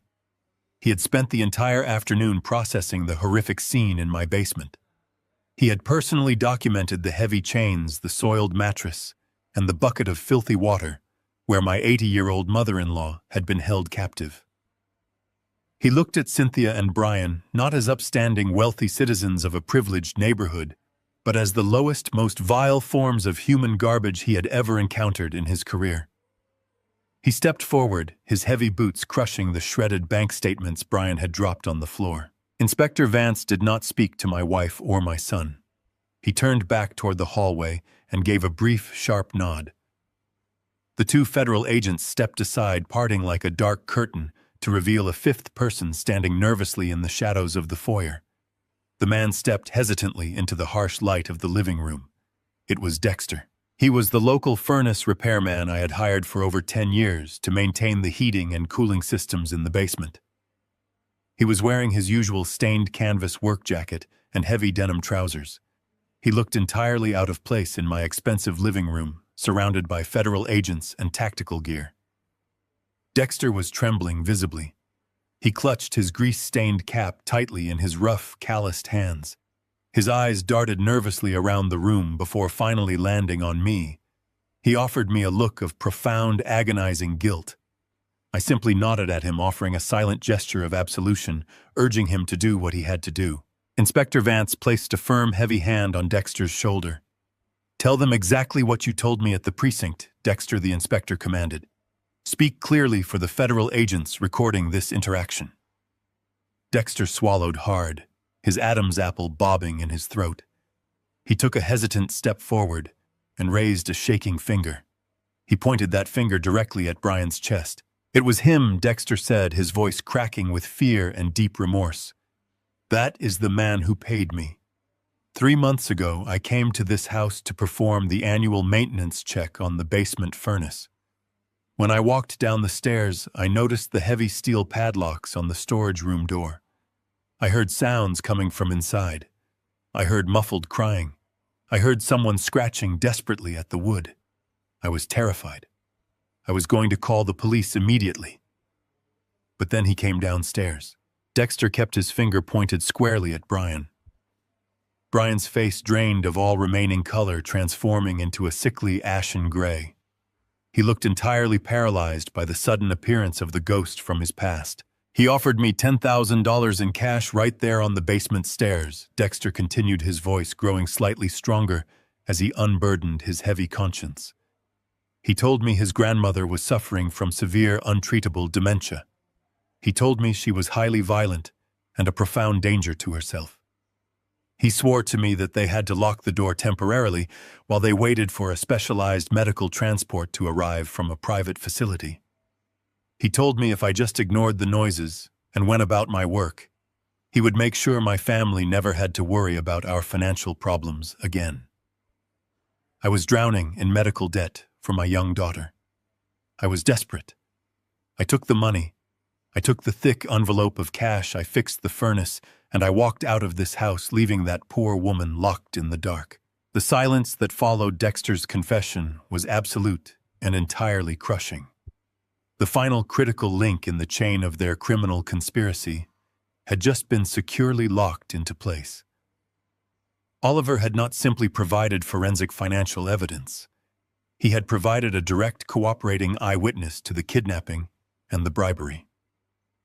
Brian could no longer claim ignorance. He could no longer hide behind the fabricated story that I was a delusional, paranoid abuser operating in total secret. Dexter had just placed Brian at the exact scene of the crime, actively bribing a federal contractor to conceal the forced confinement of a vulnerable senior citizen. Inspector Vance stepped forward, pulling a pair of heavy steel handcuffs from his tactical belt. The metallic clink of the cuffs sounded like a death knell in the quiet room. "Brian Caldwell," the inspector said, his voice echoing with the full, devastating weight of the law. "You are under arrest for conspiracy to commit kidnapping, severe elder abuse, and witness tampering. The federal agents standing behind me will be adding formal charges of interstate wire fraud and corporate embezzlement. You have the right to remain silent. I highly suggest you begin using it immediately." Brian did not fight. He did not attempt to argue or explain. His legs simply gave out beneath him. He collapsed entirely onto the hardwood floor, weeping openly and uncontrollably. The arrogant, untouchable facade was completely obliterated by the harsh, inescapable reality of his impending imprisonment. One of the federal agents moved swiftly toward Cynthia, pulling his own set of heavy restraints from his vest. "Cynthia Caldwell," the agent stated in a flat, clinical tone, "you are under arrest for federal wire fraud, interstate extortion, and conspiracy to commit kidnapping. Stand up and place your hands firmly behind your back." Cynthia did not move. She remained seated in the armchair, staring blankly at the wall. Her mind was completely shattered by the absolute catastrophic failure of her brilliant masterpiece. The woman who had ruthlessly calculated every single variable of my destruction was now reduced to an empty, unresponsive shell. I remained seated on the leather sofa, the throbbing pain in my shoulder serving as a grounding reminder of the physical battle I had survived. I watched the two people I had loved most in the world get pulled to their feet and secured in heavy steel chains. I watched the justice I had meticulously orchestrated unfold with flawless, brutal efficiency. The war was definitively over, and the treacherous empire they had built was entirely reduced to ash. The heavy steel of the handcuffs clicked with a sharp final finality that seemed to suck the remaining oxygen out of my living room. For a brief suspended moment, absolute silence reigned. It was the heavy, suffocating silence of an empire turning to ash. The federal agents stood like granite statues, their tactical vests absorbing the ambient light. Inspector Vance remained planted in the center of the room, his jaw clenched, watching the two people who had tortured a helpless 80-year-old woman. I sat on the leather sofa, perfectly still. I did not need to speak. The trap had not merely closed, it had crushed their bones. Cynthia was the first to break. The survival instinct of a predator cornered by a superior force violently kicked in. She sat in the armchair with her hands bound behind her back, her posture rigid. Her eyes darted from the federal agents to Inspector Vance, calculating the precise weight of the charges. She was a woman who understood numbers. She knew that financial fraud carried a heavy sentence, but kidnapping and severe elder abuse carried decades in a maximum security federal penitentiary. The polished, aristocratic mask of the devoted wife was gone. The calculating architect of my destruction was gone. All that remained was a desperate, terrified animal willing to chew off its own limb to escape the snare. And in this case, that limb was her only son. "I had nothing to do with the basement," Cynthia shrieked. Her voice tore through the quiet room, high and entirely frantic. She thrashed against the steel cuffs, leaning forward and jutting her chin toward Brian. "He did it. It was entirely his idea. Brian bought the heavy steel padlocks. Brian chained the door shut. I only handled the banking transfers. I only managed the offshore corporate trusts. You cannot charge me with kidnapping. I never touched my mother. The sheer velocity of her betrayal hit the room like a physical shockwave. Brian, who was still kneeling on the hardwood floor in his own handcuffs, snapped his head up. The tears of panic streaming down his cheeks froze. He stared at the woman who had given birth to him, the woman who had spent the last several months meticulously plotting alongside him. His jaw dropped. The ultimate sacred bond between a mother and her child evaporated, instantly burned away by the terrifying heat of federal prison time. "Mom," Brian gasped, his voice choking on the word. "How can you say that? We planned every single detail together. You told me we had to neutralize Beatrice so she could not report the missing funds. You gave me the cash to bribe the furnace repairman. You handed me the money. I am not going to rot in a federal cell for your reckless, stupid mistakes," Cynthia screamed back, her face contorting into a mask of pure venom. "I told you to find a specialized care facility. I told you to secure a legal medical proxy. You are the one who decided a bucket and a soiled mattress were cheaper and faster. You are the one who tortured an elderly woman. You tell these agents the truth right now. Tell them I had no physical involvement in that room. I watched my wife trade the life of our son for a reduced sentence. She offered him up to the federal prosecutors without a single second of hesitation. It was a grotesque, fascinating spectacle." The federal agents did not interrupt. Inspector Vance simply pulled a small digital recorder from his tactical belt and held it steady. They knew exactly what was happening. When criminals face absolute ruin, the loyalty that binds them shatters. Every desperate accusation they hurled at each other was a pristine, legally binding confession. Brian realized in that devastating moment that he was completely alone. The mother he had conspired with had just tied the anchor of a kidnapping charge firmly around his neck and thrown him overboard. The shock on his face rapidly mutated into a deep, explosive rage. But he did not direct his fury back at Cynthia. He knew she was a lost cause. Instead, his desperate eyes scanned the room and locked onto the one person who had not yet been placed in steel chains. He looked at Natalie. Natalie had backed herself into the far corner of the living room, pressing her spine against the expensive wallpaper. Her arms were wrapped tightly around her own waist. She was trying to make herself entirely invisible, hoping the federal agents would simply forget she was an active participant in this nightmare. She wore her expensive designer dress and her imported diamond necklace, the literal fruits of my stolen labor. Brian let out a harsh, guttural laugh. It was a sound devoid of any sanity. He struggled to his knees, straining against the handcuffs, his face twisting with a toxic mixture of hatred and profound regret. "You want to know why I needed the money?" Brian shouted, his voice cracking as he aimed his absolute fury at his wife. "You want to know why I had to forge my own father's name on a fraudulent mortgage? Look at her. Look at the parasite standing in the corner. We were completely drowning in debt. She demanded a lifestyle we could not even begin to afford. 3 luxury cars, a private country club membership, $50,000 in credit card debt just to maintain the pathetic illusion that we were wealthy." Natalie flinched as if he had struck her across the face. "Brian, shut your mouth," she hissed, her eyes darting nervously toward the federal agents. "You are making it worse. Do not say another word. I am going to prison." "Because of you," Brian roared, completely ignoring her warning. His chest heaved with violent, ragged breaths. "You told me I was a failure because I could not provide the life you deserved.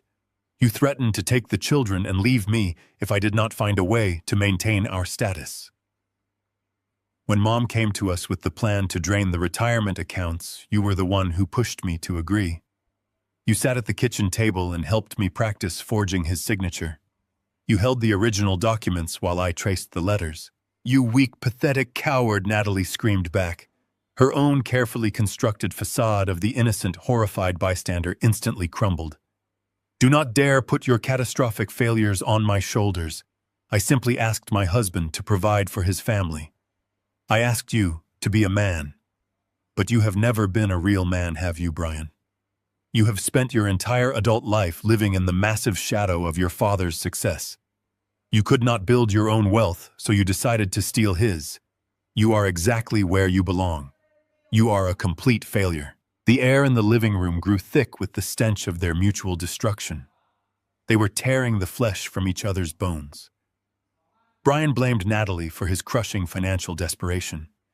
Natalie stripped Brian of his remaining dignity, exposing his deep, pathetic insecurities for the entire room to hear. Cynthia sat in the armchair silently cursing both of them, her eyes completely devoid of any maternal warmth.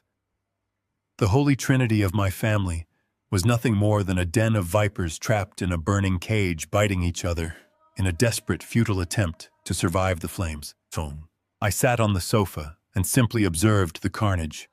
I did not feel a shred of triumph. There was no joy in this victory. I was watching the profound moral decay of the people I had sworn to protect and provide for. I had spent 40 years building a foundation I believed was solid and true. I had poured my blood, my sweat, and my absolute devotion into this family. But the foundation was rotten. It had always been rotten. They had mistaken my unconditional love for weakness. They had mistaken my quiet labor for stupidity. The federal agents stood back and let the confessions flow freely. Every accusation Brian shouted about the forged signatures fortified the wire fraud charges. Every detail Cynthia screamed about the offshore accounts solidified the embezzlement case. They were doing the prosecution's job for them.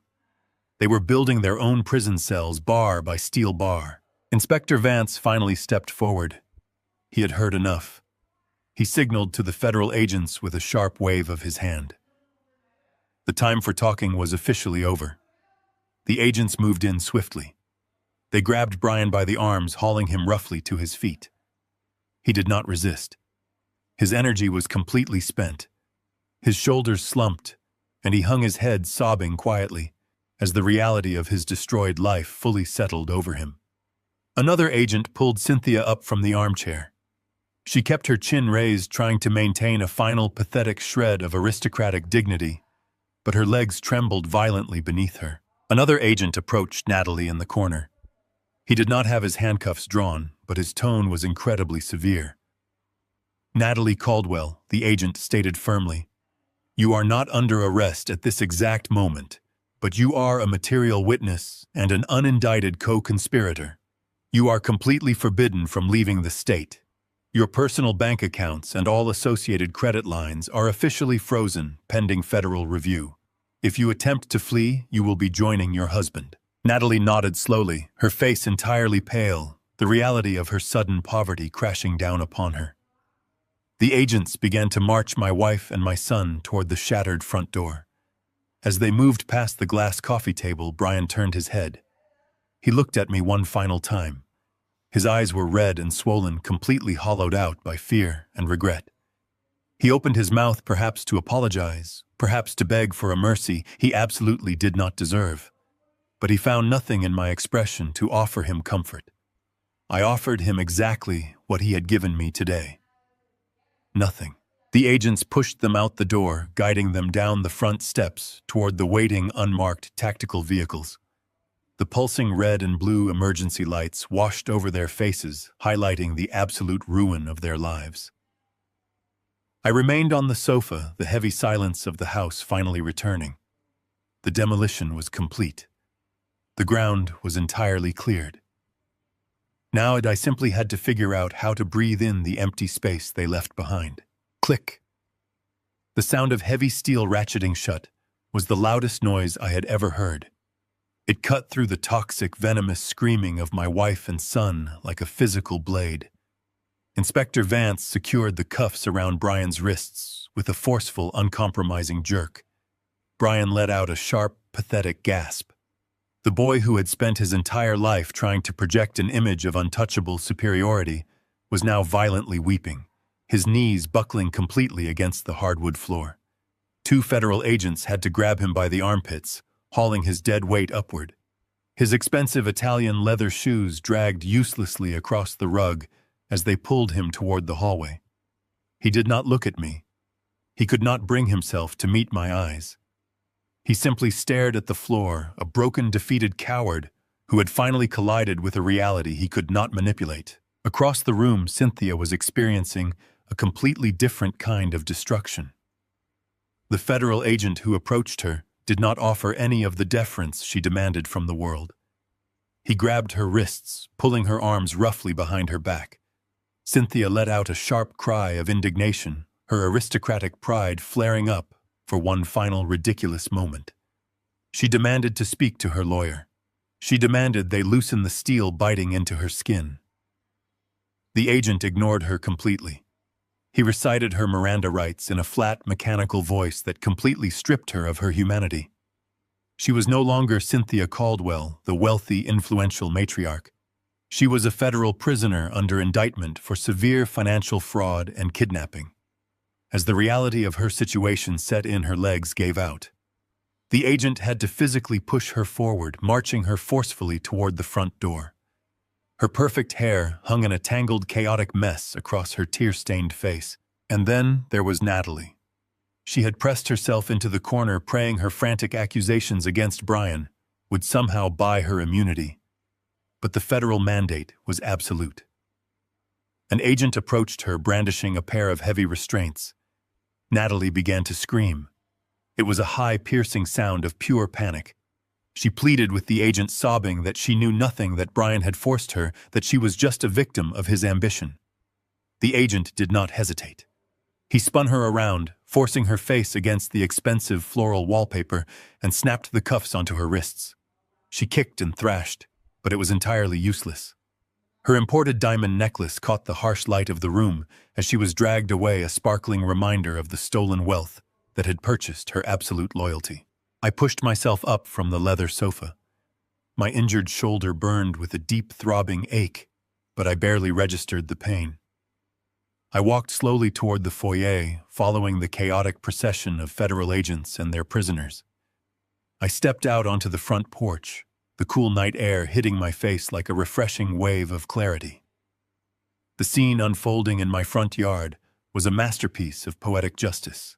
The private ambulance that Cynthia and Brian had hired was still idling directly in front of the house. The engine hummed quietly, its rear doors wide open, waiting to swallow me up and transport me to a locked psychiatric ward. But it was completely boxed in. A massive barricade of local police cruisers and unmarked federal tactical vehicles surrounded the ambulance, trapping it on all sides. The spinning red and blue emergency lights bathed the entire neighborhood in a frantic, pulsating glow. The silent, discreet execution my family had planned had been transformed into a massive, highly visible federal raid. But Oliver had not stopped at law enforcement. He knew that for people like Cynthia, Brian, and Natalie, the ultimate punishment was not just the loss of freedom, but the total annihilation of their public image. As the federal agents marched my family down the front steps, the dark shadows across the street suddenly erupted with blinding white light. The press had arrived. Local news vans were parked haphazardly along the curb, their heavy broadcasting antennas raised against the night sky. A swarm of reporters and photographers surged forward against the police barricade. The blinding flash of camera bulbs turned the dark driveway into a chaotic strobe-lit nightmare.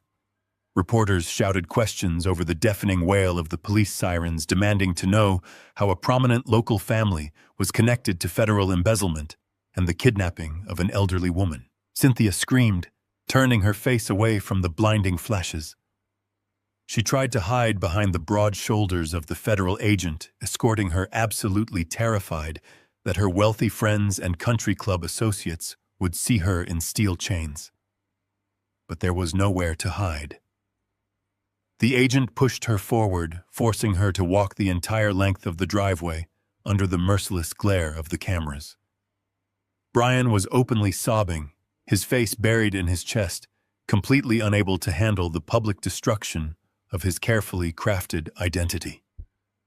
Natalie shrieked at the photographers, her makeup running down her face in thick, dark streaks, demanding they turn off their cameras. They were completely stripped of their dignity, exposed to the world as the pathetic, greedy monsters they truly were. I stood on the top step of the porch, my hands resting calmly on the wooden railing. I watched the three of them get shoved roughly into the back of separate police cruisers. The heavy metal doors slammed shut, sealing them inside a dark, confined reality that would be their home for the next several decades. I did not step forward to offer a final word. I did not ask the agents to treat them gently. I simply watched a silent sentinel standing guard over the ashes of my former life. A strange, profound emptiness settled over me, but it was not the emptiness of grief. I realized in that quiet moment that I was not shedding a single tear for the people sitting in those police cars. I had mourned the loss of my son years ago when his ambition first eclipsed his humanity. I had mourned the end of my marriage slowly over decades of silent compromises and unspoken betrayals. The people the federal agents had just arrested were complete strangers to me. They were predators who had invaded my home, masqueraded as my loved ones, and attempted to devour my life. They had made a fatal miscalculation. They had assumed that my quiet nature was a sign of weakness. They had looked at my patience and seen submission. They believed that because I loved them unconditionally, I would allow them to destroy me without a fight. But they had forgotten the very foundation of my existence. I was a builder. I understood how to construct things that could withstand immense pressure. And when those structures became corrupted, when the rot spread too deep into the foundational pillars, I knew exactly how to wire the explosives and bring the entire corrupt edifice crashing down to the ground. Inspector Vance walked up the porch steps, pausing beside me. He looked out at the flashing lights and the chaotic swarm of reporters. He let out a long, heavy breath, the tension of the evening finally leaving his shoulders. He turned to me, his expression softening into a look of genuine respect. "Your mother-in-law is safe, Mr. Caldwell," he stated firmly. "She is currently resting comfortably at the local hospital under heavy police protection. We have doctors monitoring her condition, and she is asking for you." I nodded slowly, absorbing the immense relief of his words. Beatrice was safe. The nightmare in the basement was over. "Thank you, Inspector," I said, my voice steady and clear. "I appreciate everything you and the federal team have done tonight." Vance offered a small, grim smile. "You handed us the entire operation on a silver platter," he replied. "Your attorney is a terrifying man, but you are the one who stood your ground in a room full of wolves. We will need you at the precinct tomorrow to finalize the formal statements. But for tonight, you need to go to the hospital. You need to be with the family you have left." Vance turned and walked back down the stairs, joining the federal agents as they began to clear the chaotic scene. The police cruisers slowly pulled away from the curb, their sirens echoing into the distance, carrying my former family away into the dark. The news vans lingered for a few more minutes before packing up their heavy equipment and chasing the story back to the station. Within 20 minutes, the street was completely quiet again. The blinding lights were gone. The shouting reporters had vanished. The hired ambulance, realizing its services were no longer required for a psychiatric transport, quietly backed out of the driveway and disappeared into the night. I was left standing entirely alone on the front porch of my home. I turned around and looked through the open doorway into the foyer. The house felt massive, empty, and entirely silent, but it no longer felt like a tomb. It felt like a blank canvas. The suffocating weight of Cynthia's manipulation and Brian's toxic ambition had been entirely removed from the atmosphere. I had survived the demolition. I stepped back inside, closed the heavy oak door, and walked toward the kitchen. It was time to retrieve my car keys and drive to the hospital. It was time to start rebuilding. The morning sun crested the horizon and spilled a brilliant golden light across the hardwood floors of my living room. I sat in my favorite armchair, holding a cup of plain black coffee. The house was completely silent. It was a profound and absolute stillness that I had not experienced in over 40 years. There were no hushed whispers coming from the hallway. There were no calculating footsteps echoing from the master bedroom above. The heavy, oppressive atmosphere of deceit had been entirely vacuumed out of the building. I took a slow sip of my coffee and let the warmth spread through my chest. The agonizing physical pain in my shoulder from the assault the previous day had subsided into a dull, manageable ache. I felt incredibly light. The venomous entities that had masqueraded as my family were gone forever. The sharp sound of tires on the gravel driveway broke my quiet contemplation. I did not feel the paralyzing dread that had gripped me yesterday. I simply placed my coffee cup on the side table and walked to the front window. A sleek black town car sat parked near the porch. Oliver stepped out of the vehicle carrying a pristine leather briefcase. He looked exactly as he had the night before. He projected an aura of absolute control and relentless efficiency.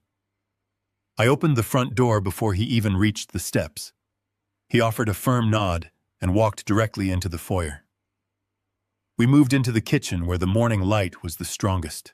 Oliver opened his briefcase and laid a stack of crisp official documents on the granite counter. He did not waste time with unnecessary pleasantries. He knew I needed concrete facts. "Harold," he said in a calm, steady voice, "the operation is a total success." The federal judge reviewed the forensic handwriting analysis late last night. He issued an emergency injunction immediately. The $500,000 mortgage contract that your son forged has been completely nullified. The local bank has officially recognized the fraud and expunged the debt from your property record. You own your home free and clear. I felt a massive weight lift from my shoulders. The very weapon Brian had intended to use to finalize my destruction was now nothing more than a piece of worthless paper in an evidence locker. But Oliver was not finished. He pulled a second document from the stack. It was a heavily redacted printout from an international banking authority. "This is the confirmation regarding the offshore accounts," Oliver continued. "My team managed to intercept the massive wire transfer right at the digital gateway. Cynthia was literally minutes away from moving the entirety of your stolen life savings into a dark financial void in Eastern Europe. But the federal freeze order arrived in time. The international banking regulators locked the Cayman Islands corporate trust. They traced every single stolen dollar directly back to your original retirement accounts. The funds have been fully recovered and secured under a new, heavily encrypted portfolio in your name alone. Cynthia spent years plotting to drain your wealth, and she lost it all in the final seconds of the game." I stared at the financial summaries on the counter. The numbers represented decades of my hard work and quiet sacrifice. Cynthia and Brian had viewed my wealth as an entitlement. They had viewed my trusting nature as an invitation to steal. They had plotted in the shadows for years, calculating the exact moment to strike. They had brought me to the very edge of total ruin. But their towering arrogance had blinded them to my true nature. They never considered that the man who had built their comfortable reality also possessed the strength to tear it down. I asked Oliver about the current status of my former family. He folded his hands together and delivered the news with clinical precision. "Cynthia and Brian are currently sitting in maximum security federal holding cells. Natalie is confined to a separate detention facility awaiting further questioning. The federal prosecutor has formally denied all requests for bail. They are considered extreme flight risks due to the international nature of their financial crimes. The kidnapping charges regarding your mother-in-law carry a mandatory minimum sentence of 20 years. The interstate wire fraud and the corporate embezzlement will add decades to their eventual convictions. They are never coming back to this house, Harold. They will spend the rest of their natural lives wearing prison uniforms and following institutional orders. Their total erasure from my life was complete. I felt no lingering sadness for the son I had raised. The boy I loved had vanished a long time ago, replaced by a greedy, hollow predator. I felt no sorrow for the wife I had cherished. She had used our marriage vows as a cover for her sophisticated extortion plot. They had made a conscious, deliberate choice to throw away their humanity for the promise of unearned money. I simply let them fall on their own swords. Oliver packed his documents back into the leather briefcase. He closed the brass clasps with a solid snapping sound. He looked at me with a profound level of professional respect. "You survived a massive coordinated attack," he said softly. "Most men would have surrendered when they saw the forged medical proxy. You stayed calm and you let them walk directly into the snare. You have your home and you have your wealth and you have your freedom. Call me if you need anything at all." Oliver walked out of the house and drove away, leaving me alone once again. I spent the rest of the morning moving through the empty rooms. I walked up the stairs and entered the master bedroom. I opened the large walk-in closet and began pulling Cynthia's expensive designer dresses from the racks. I threw her imported shoes and her luxury handbags into large black garbage bags. I moved down the hall to the guest room where Brian sometimes stayed and cleared out every single item he had ever left behind. I carried the heavy bags down the stairs and dragged them out to the curb. I wanted every physical trace of their existence completely removed from my sanctuary. I wanted the physical space to reflect the new emotional reality. In the early afternoon, I drove to the local hospital to visit Beatrice. The medical staff had moved her to a private, comfortable recovery room. The heavy bruising on her wrists from the steel chains was already beginning to fade. When I walked into the room, she looked up and offered a weak but genuine smile. I sat beside her bed and held her fragile hand. I told her that the monsters who had locked her in the dark basement were gone forever. I promised her that she would never have to live in fear again. She squeezed my fingers and closed her eyes, finally finding peace after her terrifying ordeal. I arranged for her to be transferred to a premium assisted living facility entirely funded by the money Cynthia had tried to steal. I drove back to my house as the sun began to set. I pulled into the driveway and looked at the structure I had built so many years ago. It was no longer a monument to a fake marriage. It was a fortress of absolute freedom. I walked up the front steps and unlocked the door. The silence greeted me like an old trusted friend. I did not need to walk on eggshells anymore. I did not need to analyze every conversation for hidden motives. I had endured the ultimate betrayal and emerged completely victorious. I was an old man, but I was not broken. I was reborn in the quiet, peaceful solitude of a home that was finally, truly mine. The morning sun cast a brilliant and cleansing light across the city as I drove toward the Oakwood Sanctuary. It was a premier medical and assisted living facility located on the quiet outskirts of town, surrounded by ancient willow trees and meticulously manicured gardens. It was a place designed for healing comfort and absolute dignity. It was the exact opposite of the damp, suffocating darkness where my wife and son had imprisoned an 80-year-old woman. I parked my car and walked through the wide glass doors. The air inside was fresh, smelling faintly of lavender and clean linen. The staff moved with quiet purpose, offering warm smiles and genuine assistance. I approached the front desk and finalized the financial arrangements. The administrator handed me a thick stack of paperwork detailing the comprehensive care plan. I signed my name with a steady hand. The irony of the situation was not lost on me. Cynthia had spent years meticulously plotting to steal my life savings, dreaming of an opulent, luxurious future built on my ruin and her mother's suffering.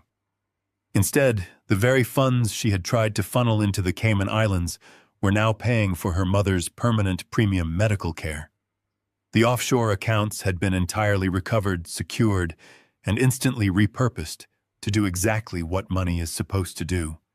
It was being used to protect the vulnerable. I walked down the quiet, sunlit corridor until I reached Beatrice's room. The door was slightly ajar. I pushed it open and stepped inside. The room was spacious and bright, featuring a large window that overlooked a vibrant flower garden.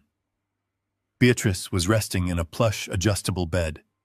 She looked incredibly fragile, her frail frame practically swallowed by the thick, white blankets. The dark purple bruises around her thin wrists from the heavy steel chains were still starkly visible, a horrific reminder of the cruelty inflicted upon her by her own flesh and blood. But her face, though pale and lined with deep exhaustion, held an expression of profound peace. She slowly turned her head and saw me standing in the doorway. A weak, trembling smile touched her lips. She reached out with a shaking hand, and I immediately walked over and took it gently in mine. "Harold," she whispered, her voice barely more than a raspy breath. "You came back. You saved me from that terrible dark place." "You are safe now, Beatrice," I replied softly, pulling a chair close to her bedside and sitting down. You will never see that basement again. You have a permanent home here. The doctors have assured me that you will receive the absolute best care available. No one will ever hurt you or lock you away again." Tears began to well up in her faded eyes, spilling over her wrinkled cheeks and soaking into her pillow. She tightened her grip on my fingers.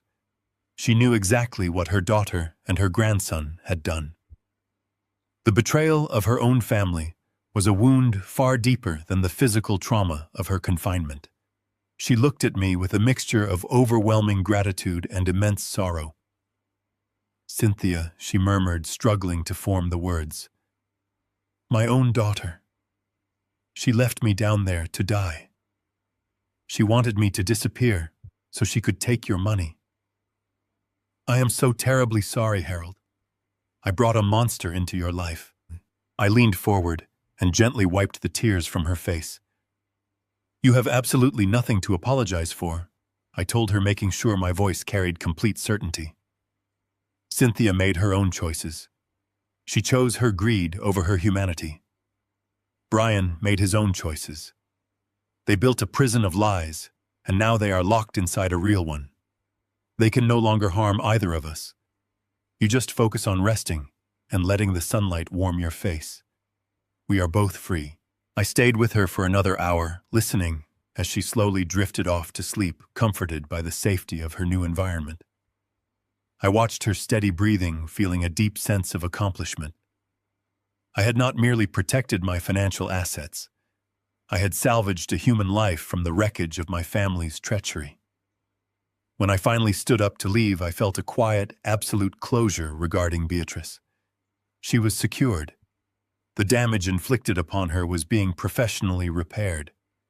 I walked out of the facility, got into my car, and began the long drive back to my neighborhood. As I pulled into my driveway, I looked at the house. The chaotic swarm of police cruisers, federal agents, and flashing camera lights from the previous night felt like a distant, surreal fever dream. The property was entirely still. The front door was repaired and securely locked. I stepped out of the car and walked up the front path. When I turned the key and pushed the door open, the silence of the house enveloped me. It was a massive, echoing quiet. The heavy, toxic atmosphere of manipulation and deceit that had suffocated this structure for years was completely gone. Cynthia's arrogant demands no longer echoed from the kitchen. Brian's entitled footsteps no longer sounded on the stairs. The house was entirely empty, but it did not feel lonely. It felt entirely cleansed. It was the vast, breathable space of absolute freedom. But I could not sit down and rest. There was one final task that required my attention. There was one physical remnant of their monstrous cruelty left inside the walls of my sanctuary, and I refused to live another day with it intact. I walked past the kitchen and opened the door leading down to the basement. I flipped the light switch, illuminating the wooden stairs, and slowly descended into the cool, slightly damp air below. I walked past the furnace and the water heater, moving directly toward my workbench.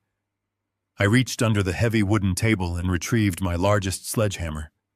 The handle was made of thick, solid hickory, and the forged steel head weighed an immense 20 pounds. I gripped the handle firmly with both hands, feeling the solid, unforgiving weight of the tool. My injured shoulder throbbed with a dull warning pain, but I ignored it completely. Adrenaline and absolute resolve fueled my movements. I turned and walked toward the storage room at the far end of the basement. I stood in front of the heavy, solid oak door. The heavy steel padlocks had been removed by the police during their evidence collection, but the heavy metal clasps still hung loosely from the wood. I stared at the door. I saw the deep, frantic scratch marks near the bottom edge where Beatrice had desperately clawed at the wood in the pitch-black darkness, begging for a mercy her family refused to give her. This door was not simply pieces of timber and iron.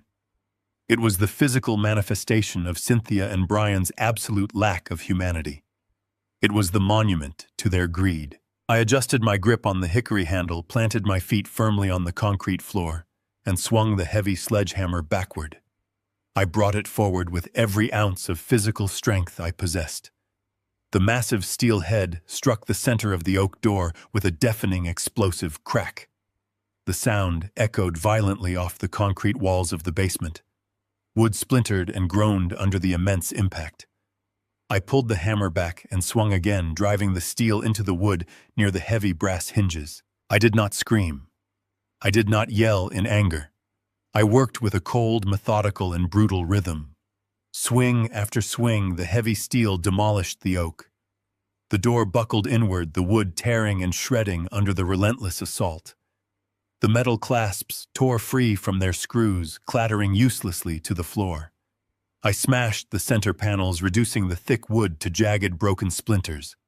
I brought the hammer down on the doorframe, shattering the structural supports, until the entire barrier completely collapsed inward in a cloud of ancient dust and flying debris. The door was gone. The prison was completely obliterated. I stepped over the shattered remains of the door and walked into the small storage room. It was dark and smelled strongly of mildew and old earth. Near the ceiling on the far wall, there was a small egress window. Brian had bolted a thick piece of heavy plywood over the glass to ensure that Beatrice remained in absolute terrifying darkness. I raised the sledgehammer one final time and drove the steel head directly into the center of the plywood board. The wood cracked and split. I grabbed the jagged edges with my bare hands and violently tore the board away from the concrete wall, tossing the broken pieces onto the floor. Instantly, brilliant, pure sunlight flooded into the room. The bright morning rays pierced through the dirty glass of the small window, illuminating the floating motes of dust in the air. The light washed over the damp concrete walls and illuminated the dark corners of the space. The suffocating darkness was permanently banished. The horrors that had occurred in this small room were washed away by the warm, natural light of a new day. I lowered the heavy sledgehammer, letting the steel head rest on the concrete floor. I stood in the middle of the sunlight, my chest heaving with heavy, labored breaths. Sweat rolled down my forehead and stung my eyes, but I did not wipe it away. I dropped the hammer entirely. The heavy thud echoed briefly before giving way to total silence. I did not smile. There was no triumphant smirk of a vengeful mastermind. There was no arrogant gloating over defeated enemies. I simply closed my eyes and let out a long, quiet, trembling sigh. It was the profound exhalation of a man who had finally swept all the dangerous, malignant rot out of his life. I had reclaimed my home, secured my wealth, and established a permanent boundary of respect that would never be crossed again. The storm of deceit that had raged around me for decades was finally over. The dark, suffocating clouds had completely parted, and as I stood in the basement bathing in the morning light, I knew that my new life had officially begun. Lesson learned. The story teaches us that true power does not reside in loud threats or frantic destruction, but in the quiet, meticulous gathering of undeniable truth. When faced with ultimate betrayal from those closest to you, retaining your composure and relying on factual evidence will dismantle even the most complex webs of deceit. The loudest person in the room is often the weakest, while the silent observer controls the entire board. Righteousness combined with patience is an unstoppable force. If you found yourself in Harold's position, what would be your first move to secure your freedom and exact justice?